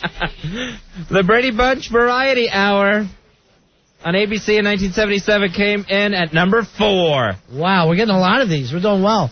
Sean, you're on Run a Fez. Sean, buddy. Hey, hi, Ron. Hi, Fez. Hi, Sean. Guys, I got two of them. First of all, McLean Stevens leaves MASH to go on Hello, Larry. Wow, that's right. Hello, Larry's always up there as one of the worst. Terrible. Fez. And how about Jeff and Pink Lady? Pink Lady and Jeff. Terrible, terrible show They with couldn't Jeff. speak English. Jeff Altman and 2 Chinese girls. Terrible. Who would have thought this would work? And you know what? Jeff Altman's going to carry the show as being the... All right, let's do them one at a time. Pink Lady and Jeff on NBC in 1980 came in at number 35. McLean Stevenson doing much worse with Hello, Larry. Yeah. He comes in at number 12. Wow. Fez, what about Hulk Hogan's TV show where he was a Navy SEAL? Thunder in Paradise. Hulk Hogan came in our studio, promised me a walk-on role as when the season had ended. He said, when we start up again, when we start shooting the next season, you could have a walk-on role. The thing got canceled. I do not see Thunder in Paradise on here, although it should be. It's an injustice that it's not. Sure. Wasn't This Must Be Paradise by David Lee Roth? Wasn't it the theme song? Here's Sean. Sean, you're on Run a Fez. Hey, Sean. What's up, buddy? Yeah, buddy. Shasta McNasty with Gary Busey's stupid son. Jake Busey. Was Shasta McNasty supposed to be married to Filthy McNasty, or that never worked out? Shasta McNasty, I guess that was the name of their band. It was a show about a struggling band. Hideous. Yeah, I do not see Shasta McNasty on the list. Len, you're on Run of Fez. Hey, buddies. Hey, buddy. But Another show that was the cast wouldn't let die. Joni Loves Chachi. Oh, that was a bad one. That was really bad. Joni Loves Chachi. I don't see it on the list, though, big man. What do you know? Well, I'm not TV Guide. Yeah, don't be mad at Fez. I'm just reading. Hey, MJ, you're on Run of Fez. Yeah, guys, how about that hideous show Square Pegs with Sarah Michelle Barker? My friend, you have just sat here and proved your ignorance, because that was a great, great show. Bill Murray used to do walk-ons on Square Pegs, Square Pegs. I'd like it if they like us, but I don't think they like us. Do you remember the name of the band that did that theme song? The Waitresses? Very good, Fez. Yay for Fez. Fez gets a cowbell. I'm going to Big Ass Prize Closet. What was their other big hit? The Waitresses. It wasn't I Know What Boys Like. Oh, Fez. You are kicking ass tonight. I'm getting prizes galore. Here's Tommy. Tommy, you're on Run of Fez. Tommy, what's going on? Hot L Baltimore? Hot L Baltimore. That's an old That was a Norman Lear one, right? Yeah, you're right. It was the guy who was the farmer in the movie Babe, James Cromwell, starred in that one. It was just about these down and out people that lived in this broken down hotel. How depressing. I don't think Hot L Baltimore is on there. Here is I don't see it. Jason, you're on Run of Fez. Hey, Jason. What's up? Yeah. What about Jerry Springer?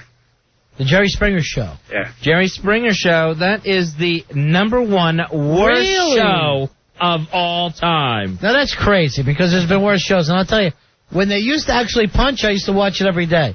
When they stopped punching, I have nothing to do with it. Hey, Jason, we're going to send you into the prize closet, okay, buddy? Hold on, pal. All right. So, I don't know. Now I can't even trust them with this. All right, Horde King wants to know, what about celebrity boxing and anything to do with Barney or Pokemon? Celebrity boxing on Fox, even still running, comes in #6. Celebrity boxing? Is the #6 worst show of all time. I got another one. What about the stupid show Who Wants to Marry a Millionaire? That's a good call, Ronnie. Who Wants to Marry a Multimillionaire on Fox? #25. Wow, that's... Fox doing all right for themselves. Yeah, Fox is... Well, they might as well just call this the Fox Network. All right, let me go over some of these things that are going on right now. Captain Critters, Mark says. Do you know that one, Fez? No, I don't know what Captain Critters is. It sounds like a cartoon. Let me see. Here's Super Train, says Joe. Super Train, definitely on the list. Let me just see where it's at. Super Train comes in at #28. It was supposed to be Love Boat on the Rails, Ronnie. What about Greg the Bunny? Awful show. And they had that hot little girl that did it and came in and said maybe if we get... Sarah Silverman did our show not too long ago. She's like, maybe if we get a lot of people to call, and we're like, yeah. But we're just, she gets out and we're going, oh, God. We'll have a rally. You're cute, you're funny, but that show was awful. No Greg the Bunny on this list. All right, I got one here, Fezzy, that came up. You and I love the song, Making It. Oh, Making It with David Naughton. The great David Naughton hit. Making It was on ABC in 1979, and it came in #40 on the worst shows of all time. Wow, that's a little harsh. Because David Naughton not only starred in the show, he sang the theme song. David Naughton, of course, going to be a dancer on the show. Yeah. His character wanted to be a dancer. And I will always remember this scene. The father is upset that David Naughton wants to be a dancer. The brother says, hey, don't worry about him, Dad. He's a really good disco dancer. And the dad goes, yeah, where are all the great Charleston dancers today? Here's, let me get some more of these. Whoops. I've never even heard of that show. On an unfunny show on Fox about post-nuclear war. Whoops is #43 on the list, Ronnie. Wow. Whoops, there it is. Here's another one. Unhappily Ever After with Nikki Cox. Unhappily, is that Bobcat's girlfriend? Unhappily Ever After. I don't see it here. Herman's Head has popped up a couple times. That was a really bad show.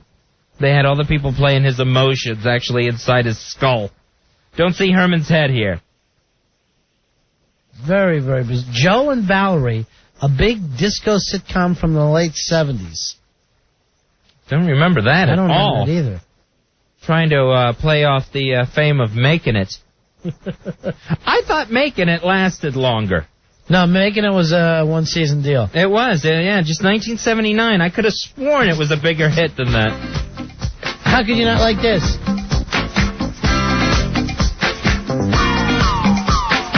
All right, now this song was also used in a movie, Fez.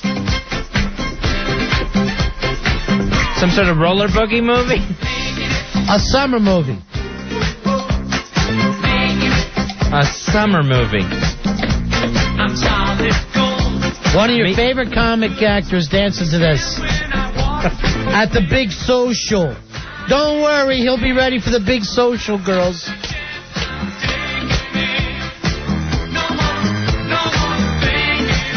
Meatballs. Meatballs, all right.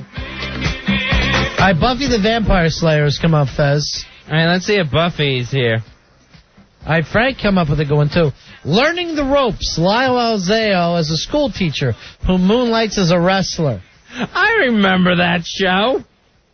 Quark, the sci-fi comedy. Quark was supposed to be a parody of Star Trek. I guess Quark was supposed to be Kirk.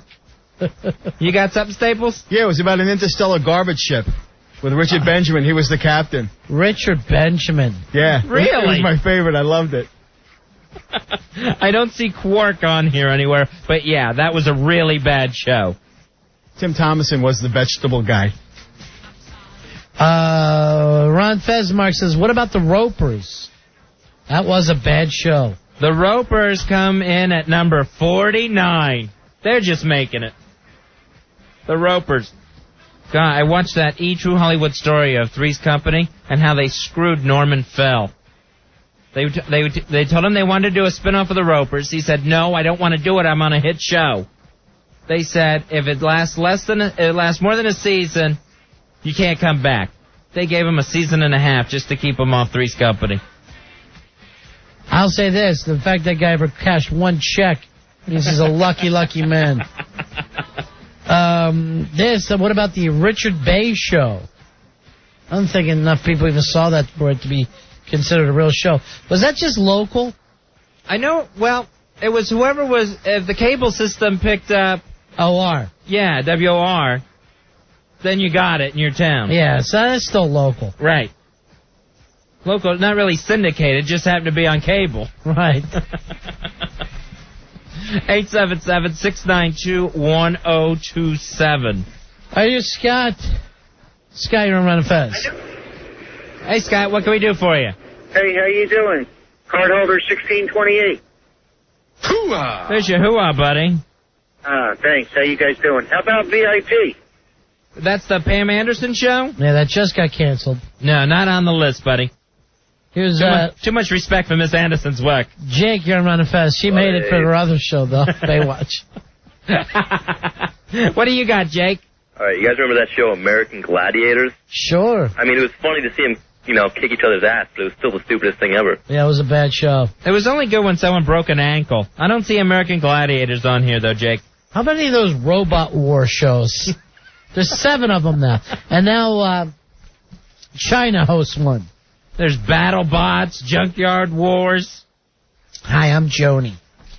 Sean, you're on Run Fez. Hey, Sean. Hogan's Heroes. Hogan's Heroes. This is wrong. Hogan's Heroes is the 5th worst show of all time. Wow.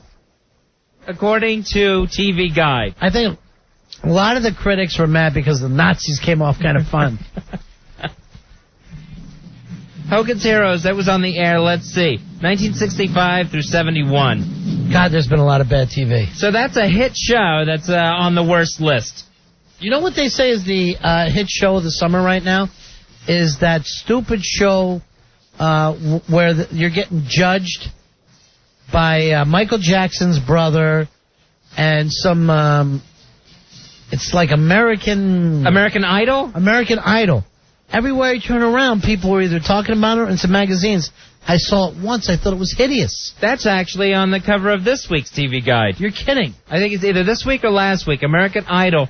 I've never seen the show, and I guess it's down to 10 finalists. They're going to it's like making the band or whatever. Right. Only it's single singers, but they all sing like Mariah Carey.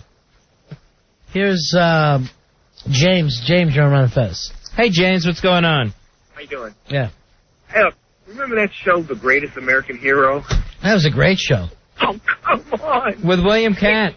He could do jack.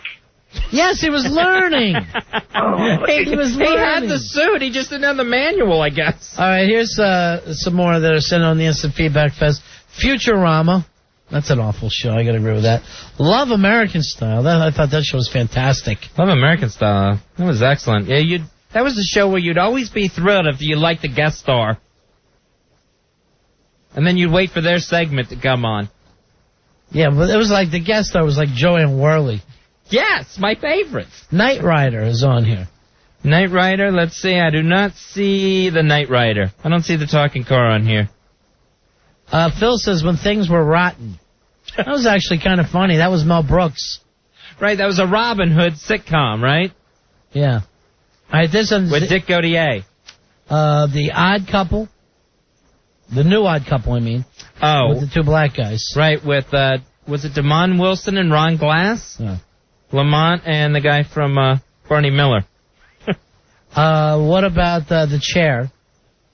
The Chair, hosted by John McEnroe. That lasted 2 minutes. Yeah. Remember that? It was actually on the front of like TV Guide and stuff. And 2 weeks later, it was just gone. Hey, where's that chair? And McEnroe did like 50 interviews, and it was gone. Spanky, you're on Ron and Fez. Spanky, what's up, fellas? Hey, buddy. How's it going? Card holder 1035. All right. Hooah! All right, listen, guys, I love this guy, but he traumatized me when I was a kid. Remember the show Steam Pipe Alley? Get your balls out! Here's the theme. No, I don't think Steam Pipe Alley was in there, was it? No Steam Pipe Alley. That was a great show. All right, we got to go to break, Fez. You want to read off some of the big ones for us? All right, let's see here. We talked about number 1, the Jerry Springer Show, followed by My Mother, the Car, the XFL, the Brady Bunch Variety Hour, Hogan's Heroes, Celebrity Boxing, Aftermath, Cop Rock. Here's a real old one that was at number 9, You're in the Picture. I don't know what that is. I think Jackie Gleason tried that. It was a game show. So I remember him telling the story. And you would, as the celebrity would be standing there, and they would give him clues, and he had to guess what the picture he was in, right? And at one point, supposedly, Gleason looks at the camera and says, "This just isn't working. We'll be back next week with something else." This is how early it was. 1961 is the date they have on it. Look, folks, this just ain't happening. I'll be back next week with the new Honeymooners. And then running out the top 10 was the Hee Haw Honeys. A spin-off from Hee Haw. Exactly. How good could that have been? Other things that you might know, Baby Bob. That's a brand new show on yeah, they CBS. tried that. That didn't fly, huh? Right. And we had to see how many ads for that. Oh, literally millions and millions of dollars worth of ads. Life with Lucy. Was that that was painful. When she tried to make her comeback. And she was still falling down, but she was 86. And no one wants to see an old lady fall down the steps. Holmes and Yo-Yo. That's one where I think I know the title more than actually what it's about. It was a cop and his robot partner. And I think Robert Schuck might have been the robot. I think I do remember it now. What about 10 Speed and Brown Shoe? Was that Jeff Goldblum? Jeff Goldblum and some black guy. Let's see, the Tom Green Show makes the list. One of the worst shows of all time. Worst shows ever. Hardly anything even worse than the Tom Green Show. Let's see, Sheriff Lobo was on the list. Oh, I don't know about that. The Flying Nun is at number 42. But she was friends with a Cuban playboy. Alejandro Rey. And, of course, She's the Sheriff, starring Suzanne Summers. All right, this on the instant feedback. What about Son of Beach? Son of a Beach. That's not on there, but somebody's E show is. Whose? At number 29. The worst show. I missed that completely. I forgot he produced the other show. And at number 50, the worst show, Barney, the Purple Dinosaur. Ah, there you go. That's just some of the worst shows of all time, according to the July 20th issue of TV Guide. We'll take a break and be right back. Ron and Fez. 1027 WNEW, New York. Ron and Fez, 1027 WNEW. We're Ron and Fez on a Tuesday.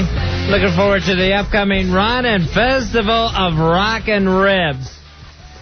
Your chance to get your band playing at the gig. If you want to get in on this, send your CDs to Ron and Fez, 10th floor, 888 7th Avenue, New York, 10106. Send your CDs to that address, or send your MP3 to Ron and Fez at WNEW.com. All entries must be in by July 31st. They'll be put on ronfez.net. You can vote there. The 5 finalists will perform live at the Ron and Festival of Rock and Ribs. All right, let's play some rock tonight. And by the way, I guess you can go hear everything, right? At ronfez.net? Yeah. See, I don't download, so I don't know how it works. Let's check some of these out. If you have opinions, 877-692-1027. Who do we have first, Roy? This first band we have is called Throw. And Throw. And the song is called So Unreal. Like throw the ball or like Thoreau? It's spelled Thro, so... So that's like throw the ball. Yeah, that's all right, throw the ball. So this is Throw. And the song is what? So Unreal. All right, So Unreal. Let's listen to a little bit of it. All right, this is an entry for the Ron and Festival of Rock and Ribs.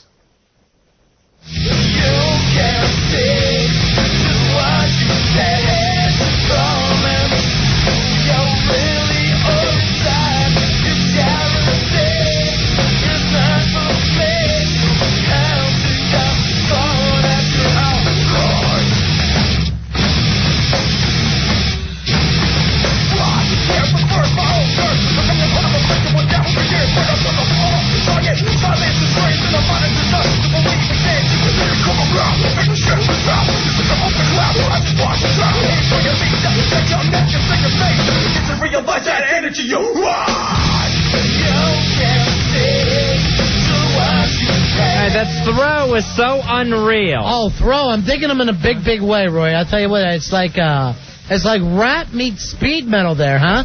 Yeah, that's what I thought. Throw. What a unique sound. Yeah. Where are the boys playing out of? Where they call home? Where do the Throw boys throw back from? Where do they throw down? I'm not 100% sure, but I'm pretty sure they're from Jersey. All right, let's make sure we have some background on all of the bands. Okay. I'm liking Throw so far. Maybe we just stop this thing and say we're going to do a Throw concert. All Throw? Put a Throw rug out there and let everybody sit down and start rocking. I'm liking Throw. All right. 877-692-1027. I know some of these bands will be appearing with us at the Rock and Ribs. That's Throw, and if you want to hear more of them, go to ronfez.net. There they have the entire songs, right, Roy? That is correct. The entire entry. But I was hearing kind of a Seven Dust thing there, Roy. Am I wrong? No, I totally Was agree there the with whole you. Seven Dust thing happening? Yes, it's definitely got a Seven Dust They sound. may be 8 Dust. They may be moving up a notch. Yeah, they're moving it up. They're taking it up. You know you know what they're saying, Fez? What's that? Let's throw it down. Let's go. Let's throw. Yeah, throw your hat. Let these boys throw their hat in the ring. That's Throw. All right, I like them. All right, hold on. Eric wants to talk about. Eric, you're on Ron and Fez. Hey, Eric. Hey, Boris. Hey, buddy. Hey, car holder 12607. Boris. Hey, buddy. Hey, Ron. Okay, guys, man, it sounds like Fred Durst if he was on Prozac and Yeah, there was a little bit of a Limp Bizkit thing happening there. Yeah, it's like Limp Bizkit meets Seven Dust, or if it was Limp Dust. All right, I'm digging. 7 Biscuits. Yeah, 7 Biscuits for 7 Brothers. It was a great movie. All right, let's hear another band. I'm liking Throw so far. All right, what do you got for us next, Rory? This next one's called Yasmin's Bleach. I already love them. First of all, I like any band who has a stupid name. I always go for that. Yasmin's Bleach, and the song is called Trust in Me. Oh, that sounds sincere, though. From Yasmin's Bleach.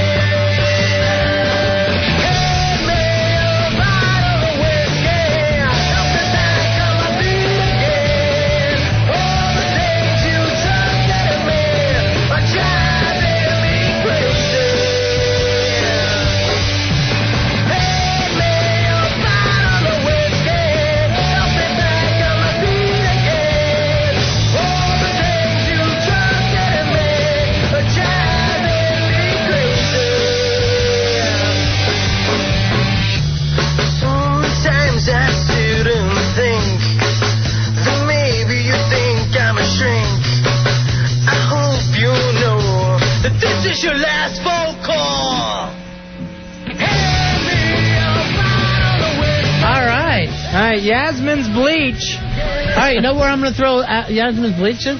I'm going to say it's an emo thing that meets the outfield from the 80s. Oh, the outfield. Nice call there, Ronnie. Yeah. I'm going to say Jasmine's on a vacation far away. Come in, we'll talk about it. Yasmin's Bleach. Check them out around Fez.net. The song is Trust in Me. That's their entry. Oh, I'm digging it. All right, what do we got now, Roy? All right, what's Roy next? Hamptons.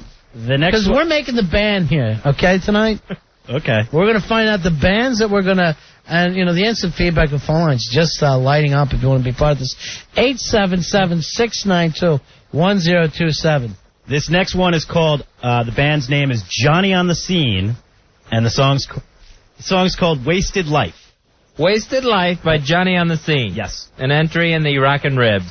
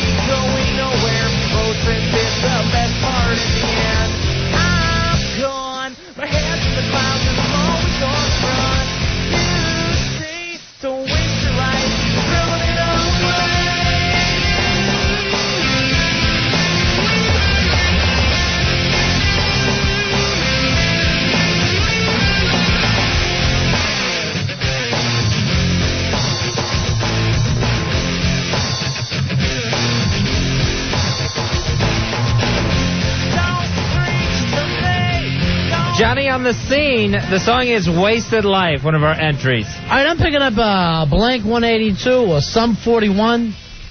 Some kind of a numbered band. I'm coming. I think these guys are going to be Johnny on the 107 or something. On the I'm 41. I'm digging Johnny on the Scene. What scene is Johnny on? What's this whole scene? I'm not sure. Are they happening? Hey, bring in, to help us out here a little bit, bring in a Tenacious C who loves the rock. Just loves the rock. Can't get enough of the rock. You're saying rock, right? Mm-hmm. Okay. Oh, she's dropping mud right now. She'll be here in just a second. We just got a flashing message on the monitor. She's in the can. Yeah. Make sure she understands that's a no crunch zone. She'll be thrilled to find out. Yeah, she can help us a lot here. She's very honest. Johnny on the Scene. What's the name of the big hit we're listening to? Wasted Life. All right. All right. Wasted Life. It's pretty heavy, too. From Johnny and the Boys. Is that Johnny singing? That's Johnny. All right. Well, look who wiped. All right. Have you been listening? Of course it's rude. Have you been listening? Yes, I caught that last one. Who are you digging? You digging Johnny on the Scene a little bit? Is that your kind of sound? Which band made you go mud? No. All right, let's. What's the next one we're going for here? The next one is Casual Blue. Oh, I'm liking it already. Casual Blue. You know what they could play? Maybe we do a Casual Friday show. That'd be nice, so we can finally dress down around here. Yeah, and get Fez out of those tight, itchy pants. I hate this three-piece suit. And their song is called Your Life. I'm just letting Fez know a T-shirt doesn't count as one of the pieces. Well, the way I sweat, it has to. He thinks it's the 3 pieces of clothing. He's wearing a 3-piece suit. And 2 socks count for it. Give me the band again, okay? Because I got to clean the palate now of the silliness and start rocking out again. Casual Blue. The song is called Your Life. All right. Casual Blue. Casual Blue. Your Life. All right. I remember when Billy Joel did this. No, that's my life. So Oh. clean the palate and let's get into Casual Blue. All right. Your Life.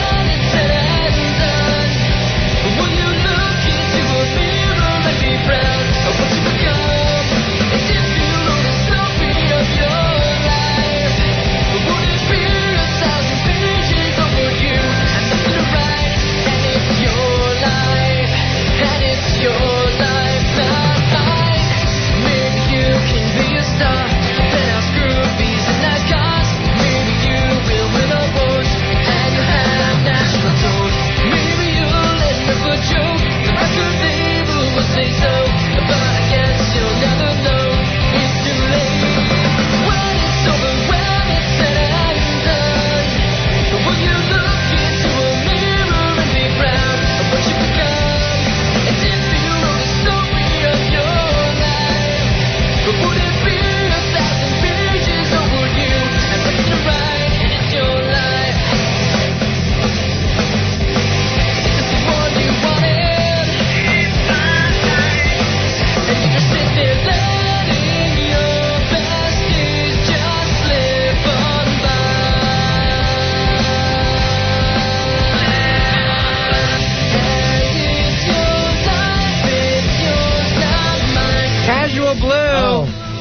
I'm digging them. With your life.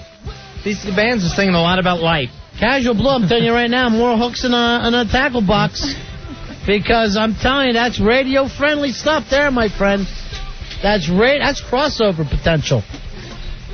For Ron and Fez, we're going over some of the entries for the Ron and Festival of Rock and Ribs. Call the kids from Casual Blue back and see if they can do Counting Blue Cars as a cover, or maybe even some Shocking Blue.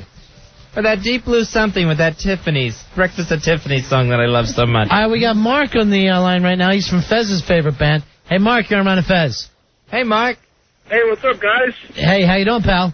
Pretty awesome. My brother just called me to tell me that you guys played a CD. Oh, great. We're doing a whole Wonders thing over at your house, huh?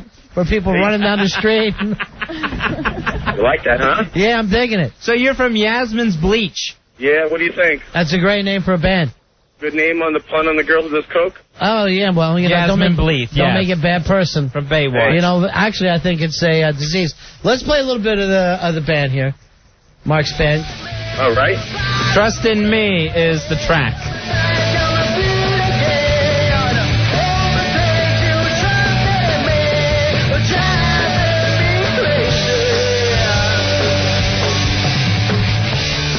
Very nice, Mark. Now, Mark, Thanks, where's buddy. your band from? I'm just East Rutherford. Are you playing at Jersey Shore? Is that Well, actually, the CD is like 3 years old, and we just kind of sent it in to see what happened. Yeah, Well, happy birthday. Let me tell you something. I haven't been this excited since Get the Knack. 79. My Sharona broke. All right, boy. thanks a lot, Marky. All right, Take see you care, later. buddy. All right, see ya. Good luck to you, Mark. Here's James. James, you're on Ron and Fez. Hey, James. Hi. Yeah. Yeah, I think Casual Blue is the best one you played so far. All right, let me hear a little more Casual Blue. That's the band I wanted to do, Counting Blue Cars. That was my hope. Yeah, this is radio-friendly stuff. This is Your Life by Casual Blue. You know who I'm thinking here, Rory, when I'm listening? The Babies, 1983. Nice. The great John Waite? John Waite.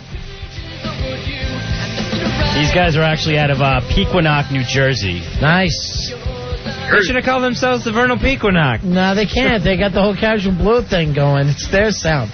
Their sound's a Casual Blue, Fezzy. It's casual. All right, we got some more here, Rory? Yes, we do. And please, if you have a band and you haven't been played on the radio, please have a Wonders moment and run down the street with your girlfriend screaming. Because this could be it. This is your step towards the Ron and Festival of Rock and Ribs. And coming I'm telling soon. you, right now, this Casual Blue could be the next Green Day or Deep Purple. I'm feeling it right there. Maybe even a Black Sabbath.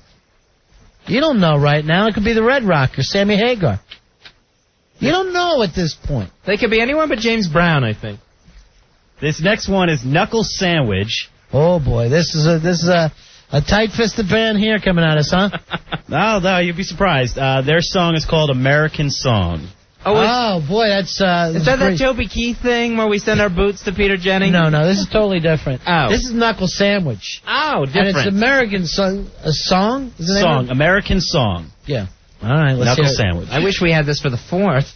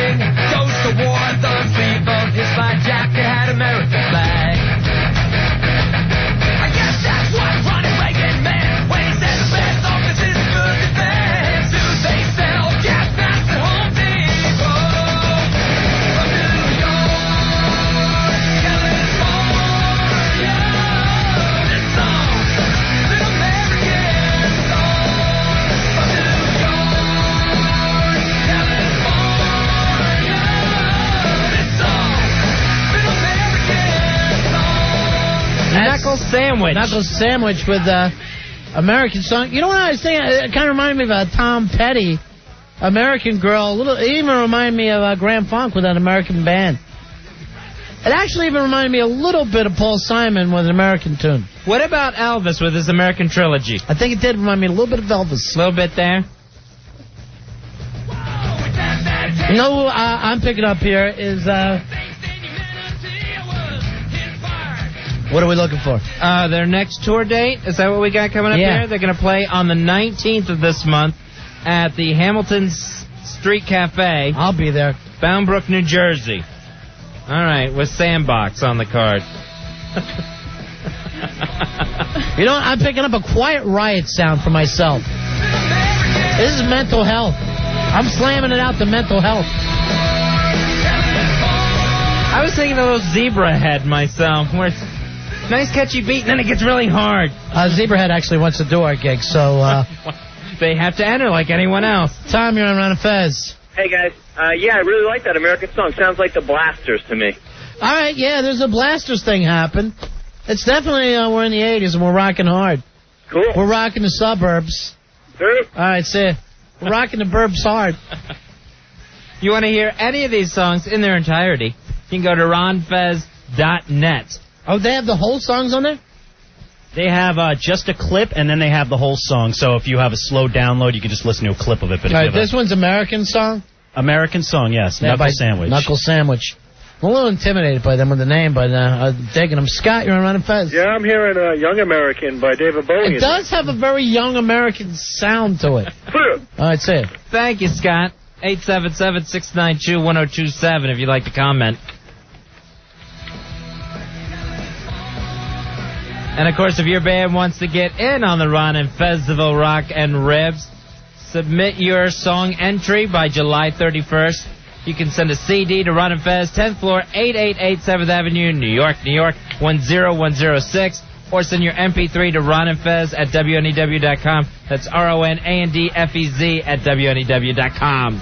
Mikey D's written in and said, can the RonFez.net band play? And no, they absolutely cannot play. No. That would be cheating. They have no... Oh, I thought you meant they just have no skills. They can't play. No, they have skill.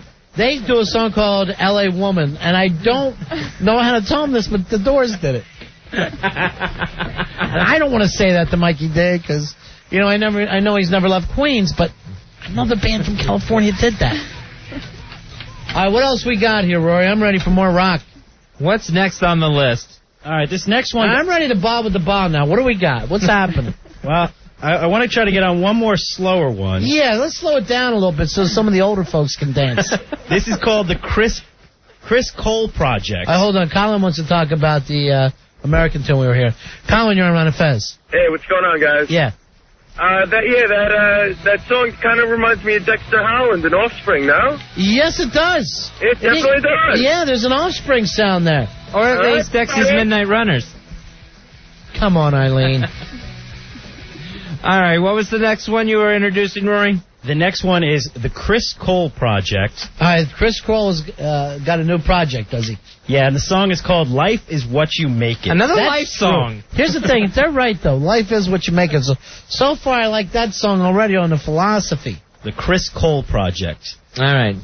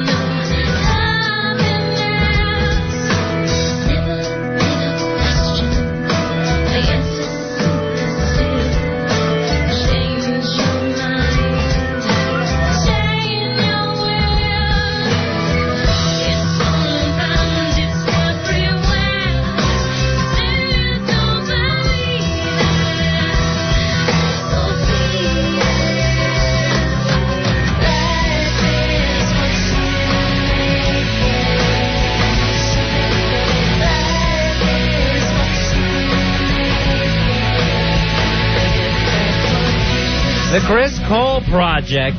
Life is What You Make It is the name of that track. If you like it, you can vote for any of these. Anything you hear, you can vote for at ronfez.net. Here's James. James, you're on Ron and Fez. Hey, what's up? Those guys sound like they're a cross between Radiohead and Sean Lennon. Yeah, and there's a little garbage sound there as well. Kind of like a little Tori Amos thing going on. Yeah, all right, there's a Tori Amos thing. It's like John Lennon went out with Tori Amos, and they went swinging by a garbage project. And hooked up with Shirley Manson. Here's Mike. Mike, you're on a Fez. Yeah, they remind me more of the Alan Parsons Project. All right, just because there's project in the title doesn't mean that the two bands are similar. What's the name of this band again? Because I'm thinking of them in a big, big way. The Chris Cole Project.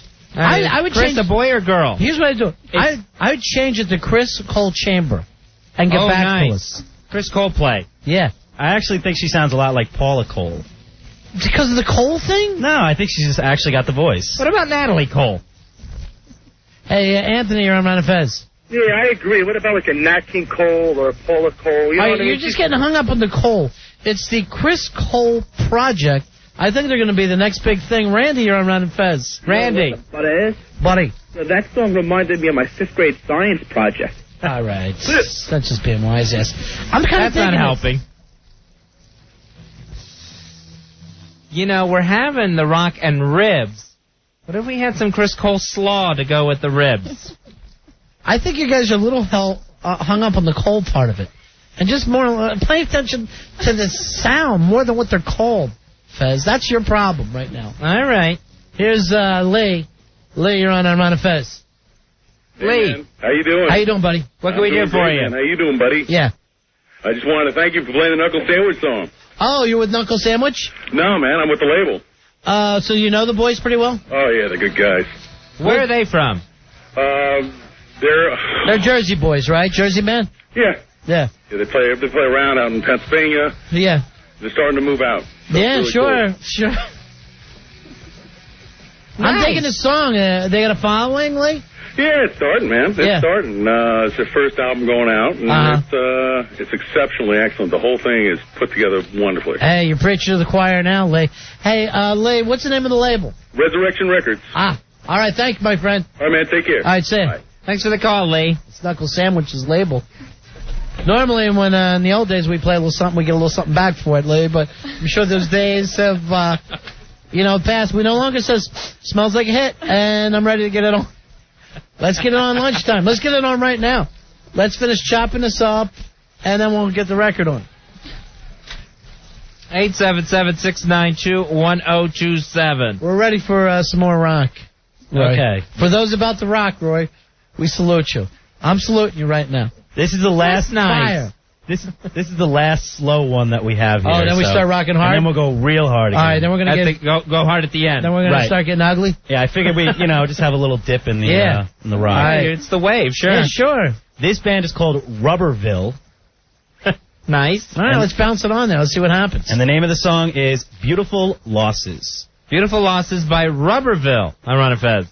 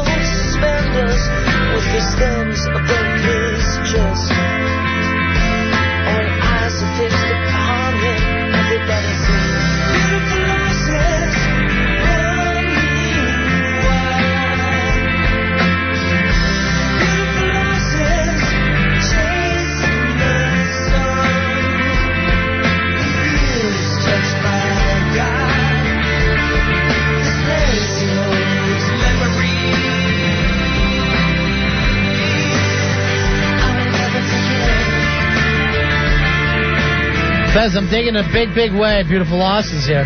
The song Beautiful Losses, the band Rubberville. Yeah, Rubberville. That's the sound. I wish I would have sparked one up. It is because I'm picking up a love sound, Fez. The Summer of Love, 1967, with Love. Oh, that's nice. Rubberville, another entry in the Ron and Festival of Rockin' Ribs. We're eventually going to have to set a date.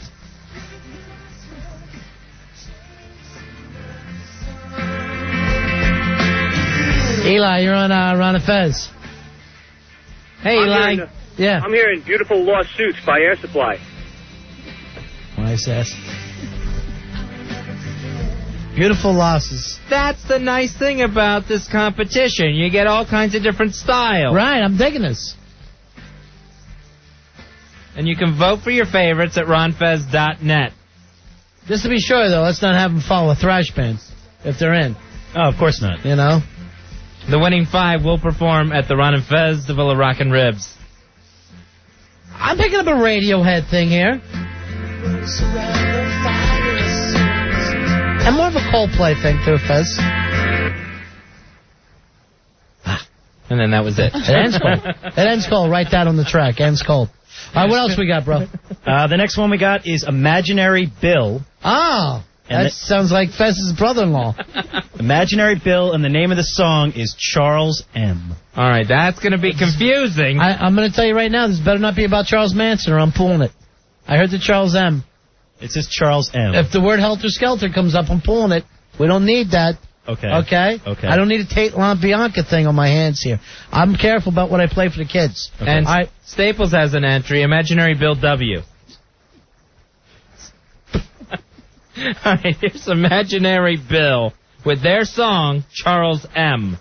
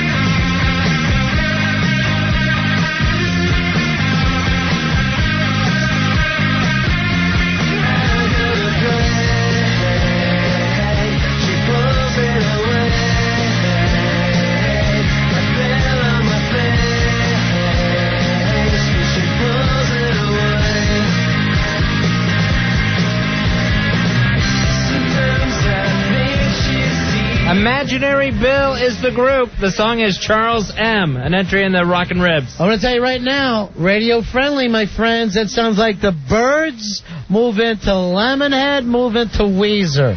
I'm picking up decades of hits. Tenacious C, what do you think of Imaginary Bill? It's pretty good. It sounds a little like Apples in Stereo. Oh, nice. Weezer. Nice I was move. thinking Weezer, too. Yeah. And Imaginary Bill on their website, imaginarybill.com, they actually say, listen to Ron and Fez. They may play us as we try to get a slot playing the Ron and Festival of Rockin' Ribs. I'm digging that. Here's, we got Steve on from the band. Hey, Steve, you're on Ron and Fez. Buddy. Hey, buddy. How you doing? It's not about Charles Manson. It's about Charlie Brown and how he loves Lucy, and that's why he keeps putting up with her pulling the football away and making a fool of himself. Ah. So why is it Charles M? Charles M. Skulls. Oh. I didn't want to call it Charlie Brown because, you know, Charlie Brown, he's a clown. Right. They already had that big hit by whoever the hell it was back in the 50s. Yeah, I didn't want to rip anybody off. She pulls it away. Uh-huh. All right, let's pulling away the football. Yeah, let's pick this up a little bit. It's like a silly kind of song that we wrote, like, you know, probably while we were drunk or something.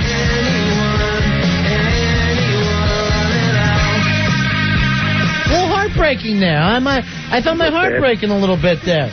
A little bit of sadness in there. Steve, I'm liking it. For us. Where are you guys playing at? We're doing La Barbat with Iridescence, another one of the contestants, on the 31st of July, on Wednesday the 31st at La Barbat. Nice. That's right down the street from us, West 57th Street. You guys got to come. You all got guest lists. Anybody from the show. We love the show. Thank you very much. Way before you even thought of playing us. We're here with Imaginary Bill. And, what do you call it? I just wanted to thank you so sincerely, guys. Really appreciate it. All right. Well, basically, I'm already saying this is bumper music for us. We're going to be coming in and out of breaks with this song. Oh, well, thank you so much, man. We love you guys. Yeah. Can't wait to see you at the Ritz. All right. See you there. See ya. See at the ribs. I like the angle of that. See at the ribs. Imaginary Bill, and the song's Charles M. If you like it, you can vote for it at ronfez.net. You know how they do the Warp Tour, and like if you get a little bored with a band, you go over and watch people skate? I'm hoping at our show, you get a little bored and you move over and watch people cook ribs. And maybe, I don't know, maybe I'm wrong here. Maybe not everybody likes ribs as much as me. I know they're messy. I love them. Yeah. Here's Big Jim. How you doing there, Big Jim? Hey, Big Jim, what's going on? Hey, what's up, guys? Yeah. That last song is going to be a hit. It's definitely got a Weezer sound, almost like the Buddy Holly song. Yeah. But it's going to be a hit because it's very radio friendly. Like you said, it can be played on a bunch of different kinds of radio stations. You can have it on the K-Rock, and then if you hear it like in the noon midday hour on PLJ. Yeah, right. Sure. We'll hit that on the PLJ middays and then, K-Rock late at night. Exactly. All right, see you later. See you. See you, Big Jim. Jim having a big opinion. Big Jim's big opinion. Yeah. That should be a new segment. Who's your fave so far? And I don't want, you don't have to definitely say, but... I like the Knuckle Sandwich song. You're Knuckle Sandwich because you're a proud American. Yeah. Yeah. The American song. Hawk's trying to figure out which ones are for Queens. Yeah. It gets in your head and just stays there, right? And you don't know how to stop it, do you, Hawk? You can't stop the voices. You had that pencil in your ear, I noticed over in the corner. You're jabbing yourself in the ear with a pencil. Had an itch. Yeah. How about for you so far, Tenacious C? I'm liking this last one. You're digging the Imaginary Bill? Yeah. I saw your breast bouncing up and down. I thought, keep this song on for a little bit. Get her dancing. It's the last one she can remember. All right, we got another one for us, Roy? Yes, we do. How many is this so far? So far we've played, this is like our 8th one we've played. This is going to be a long festival. I got, one of our longest. Yeah. I got 3 more, so. All right, keep going. We'll tell you when to stop. This next one is 5 guys from northern New Jersey. They're called, that's not their name. That would be a great name for a band. Seriously, hello, we're 5 guys from northern New Jersey. No, Casey, go ahead and tell us about it. Well, before we start, let's keep it going for the 3 fat dudes from Long Island who opened for us tonight. Their name is B-Side Theory, and the song is called Everything. B-Side Theory. B-Side Theory. And the song is called Everything. On Ron and Fez.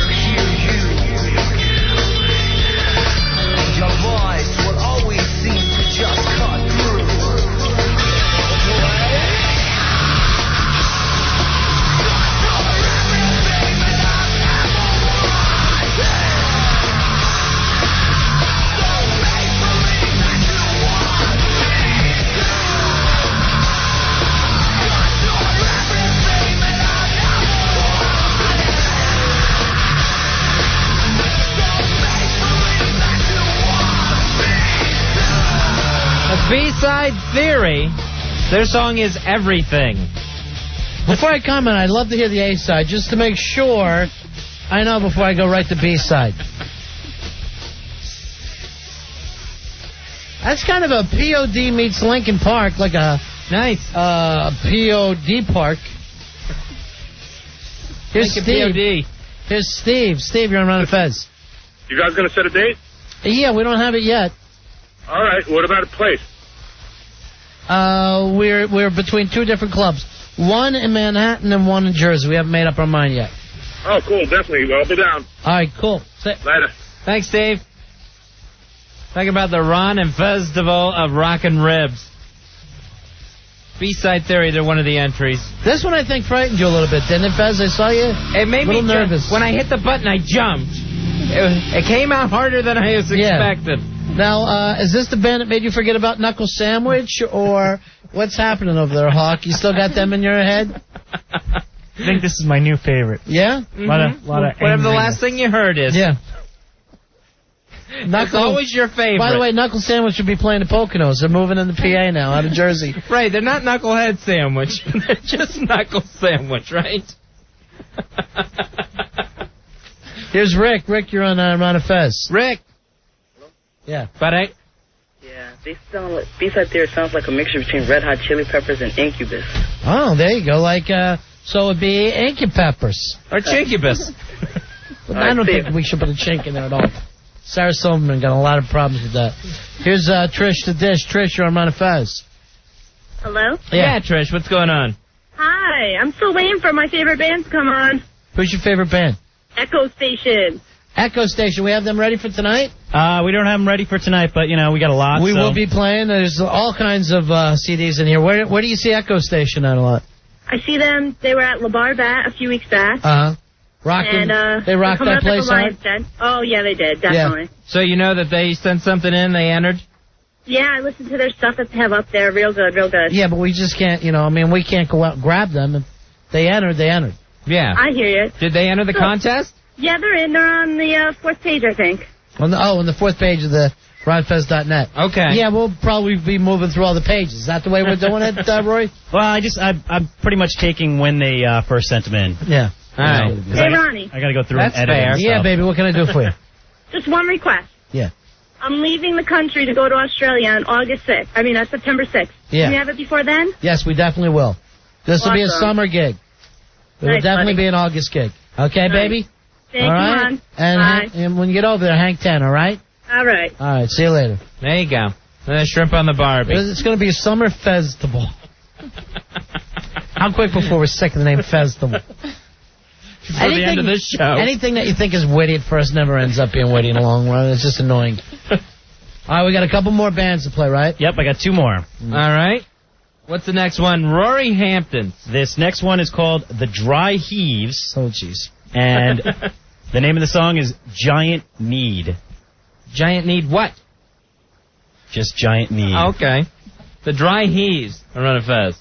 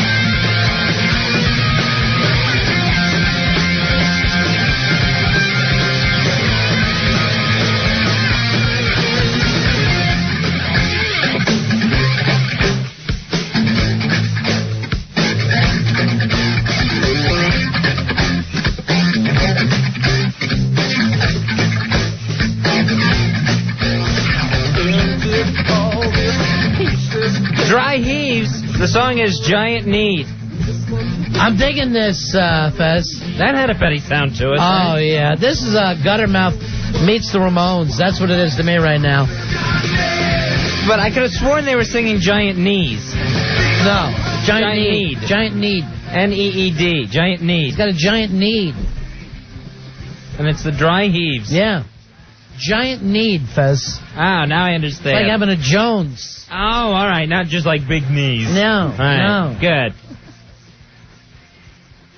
Here's Tim. Tim, you're on Ron and Fez. Tim, what's going on? Hey, man, what's going on? Hey, buddy.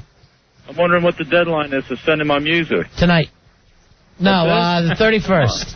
The 31st. Yeah. Great. All right, July buddy? 31st. Yeah. I got some good tunes for you guys. I'll have to send them in. Yeah. Just send one. Oh, Yeah. just one song? Yeah, just one. Just send us your best. All right? I got 100, though. Yeah. You'll never make it doing that. All right. Rory will just wipe with that thing and throw it away if he's got to sort through 100 tracks. Yeah, it's not going to happen. By the way, on the instant feedback, they're saying for the Rock and Ribs Festival, are we going to be sponsored by a moist towelette concession? And that would be a great idea. We will need a lot of moist towelettes. Man, that would be a good band name, too. The Moist Towelettes. Just on a side thing, the Drive Heaves are playing on the 6th. Yeah, on the, I'm sorry. They're playing on the 18th, Thursday night at Tobacco Road in New York City. I'll be there, my friend. All right. I got a giant need to hear this band. Live. Which is on the corner of 9th and 41st. 9th and 41st? That's where you can get the Dry Heaves. What's, Tobacco Road on Thursday night. Tobacco Road, like Edgar Winter. All right. Tobacco Road. And they're going to be playing 2 sets. I can only make it the second set, but, so tell them that's when I want them to kick out the jams. Let them know the good news. Tell Nuts said I want them to do Giant Need. Because I'm going to be in the pit for that.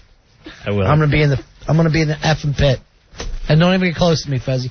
Do yourself a favor. You see me going in the pit? Yeah. You get out. I want to jump in the pit, try to love someone. Let me tell you, you get in the pit, I headbutt. I don't know. It's more of an Irish pit. I'm just in there slamming guys with my head. All right, we got one more entry to play tonight? Yes, we do. The last entry for tonight is Into Darkness, and the song is called La Maudite. I think that's how you pronounce it. Oh, it can't What be. is it, French? La Maudite. La Maudite. All right. And the band's Into Darkness. Personally, I think you're lying. When it's Into Darkness.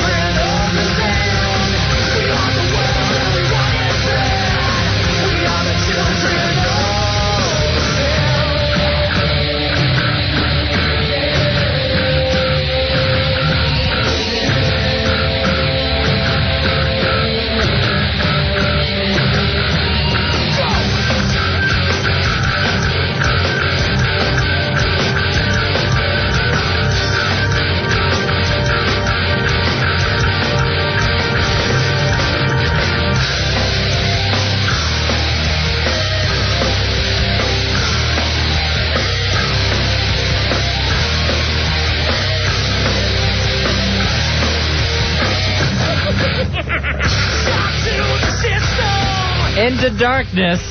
I kept listening for the title because I'm sure La Maudite is not it. Yeah, that's it, La Maudite. I thought it was going to be La Maudite. Don't nobody worry about me. I'm digging this. Into Darkness. Very scary. It's Marilyn Manson at a Metallica show, Fezzy. It's Marilyn Metallica. I'm loving it. All of these you can check out at ronfez.net. That's where you can vote for your favorite. The winning 5 will perform live at the Ron and Festival of Rock and Ribs.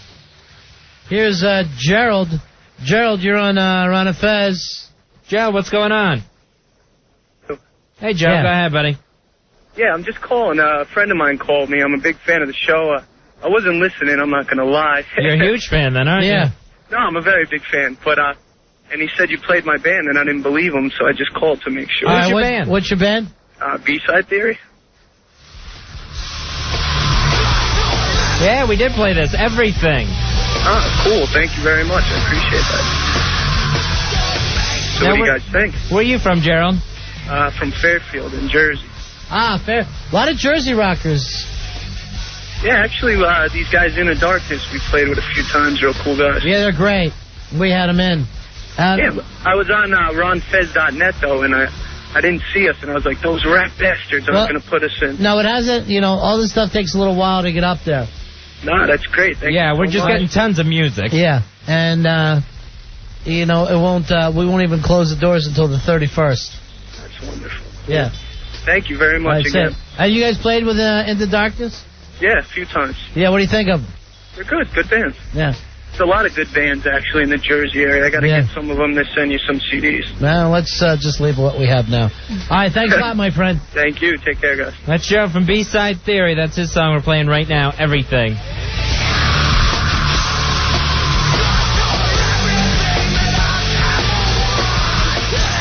We'll take a break. We'll be right back. Ron and Fez. Ron and Fez. 1027 WNEW.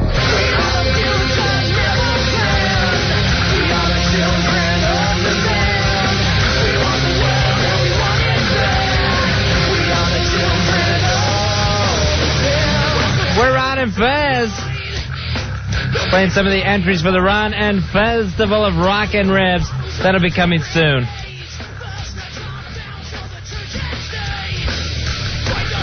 This is Into Darkness. Lamodite is what we were told the name of the song is. We got Rev from the band. Hey, Rev. How you doing, pal? By the way, I'm proud to say I finally got my big-ass card in the mail, 16986. By the way, it's La Maudite. It's French for the damned. Of course it is. As I said earlier, the pronunciation can't possibly be correct.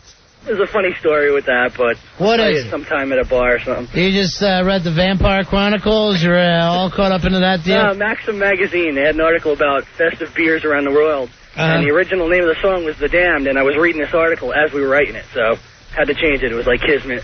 Man, nice. I'll tell you guys That rock. is funny. I just got home, I put on the radio, and I hear my music playing. Isn't that cool? That's a great feeling. It's going to be weird, huh? And now I hear you guys got B-Side Theory in the contest. Yeah, Good B-Side guys, Theory. good guys. Great stuff. Just played some. So maybe there'll be, a little more of the metal stuff. I hope so. All right, we got a We'll be date. rocking this. Rev, we got a date on you guys. Into Darkness, Friday, August 9th, Lemoore. Yeah, we're in gonna be Brooklyn. playing with Bile. We were playing with Bile, the guys from that movie Strangeland. Oh, yeah, Bile. I didn't even know you guys knew about that show. Rock on. Oh, yeah, sure. We know everything, Rev. Please. All right, Rev. It was great talking to you All guys right, we'll again. talk to you soon, man. Be good. All right, so that'll be it for tonight, and then we'll play some more of these as we go along. And you can keep sending in your entries up until July 31st. Again, the address, Ron and Fez, 10th floor, 888 7th Avenue, New York, 10106. Or your MP3 of your song to Ron and Fez at WNEW.com. Then, of course, we'll also be going for rib recipes. Sure. Don't think we're forgetting about that. Hey, the man in the box, Tuddle, he's still there. Our former producer, Tuddle, in Florida, encased in a coffin of concrete. Tuddle, how you hanging in there, buddy? Hey, guys. Oh, God, you sound like crap. You sound just awful. How about a little energy when you're on the radio? All right, I don't know how you can get so weak from just sitting around. Well, you're not getting enough air. You're not getting any food, water. I know you. You have a huge appetite. Yeah, and I do have a huge appetite. And you're a thin guy. You've never been on a diet before. When you get out of this concrete coffin, your mom's going to have to kill half the pets to feed you. Yeah, she already said she was going to cook a nice meal for me when I got What is home. she going to fix for you for your first meal out? Well, she said we were going to have some peas and cornbread and some turkey, and she said she was going to just make a really good meal. Peas and cornbread, Ronnie. Which I believe is one of the other bands entered. He has to say peas and cornbread because he has manners. I tell you sound crazy. They're going to take you out tomorrow with a jackhammer? Yeah, they're gonna have the jackhammer. They just dropped me earplugs now because they forgot to give me earplugs. Oh, good. For the jackhammer, make you go deaf. So they dropped earplugs down your air hole? Yeah, they dropped them down. Now, I got a question. Does a jackhammer just vibrate or does it penetrate? Both. Because That's how it penetrates, by vibrating. All right, I wasn't for sure if I had to worry about it going through the side of the box. Tuddle, if a jackhammer didn't penetrate, then people would... That's called a pogo stick. All right? People wouldn't use them to tear up the streets if they couldn't penetrate the asphalt. Well, I thought it might just vibrate the asphalt and it breaks up. Yes. Wally West, the Flash, is just going to vibrate his molecules through the concrete. Now, how long will you have been in when you get out at noon tomorrow? 48 hours. 48 hours? Yes. With only half a bottle of water left? Is that what you got? Or did you finish up your water? No, I have a little bit left, but it's probably like a cap full. All right. Why save it then? Why don't you give us a call tomorrow, all right? And let you know. Let you know that you're okay.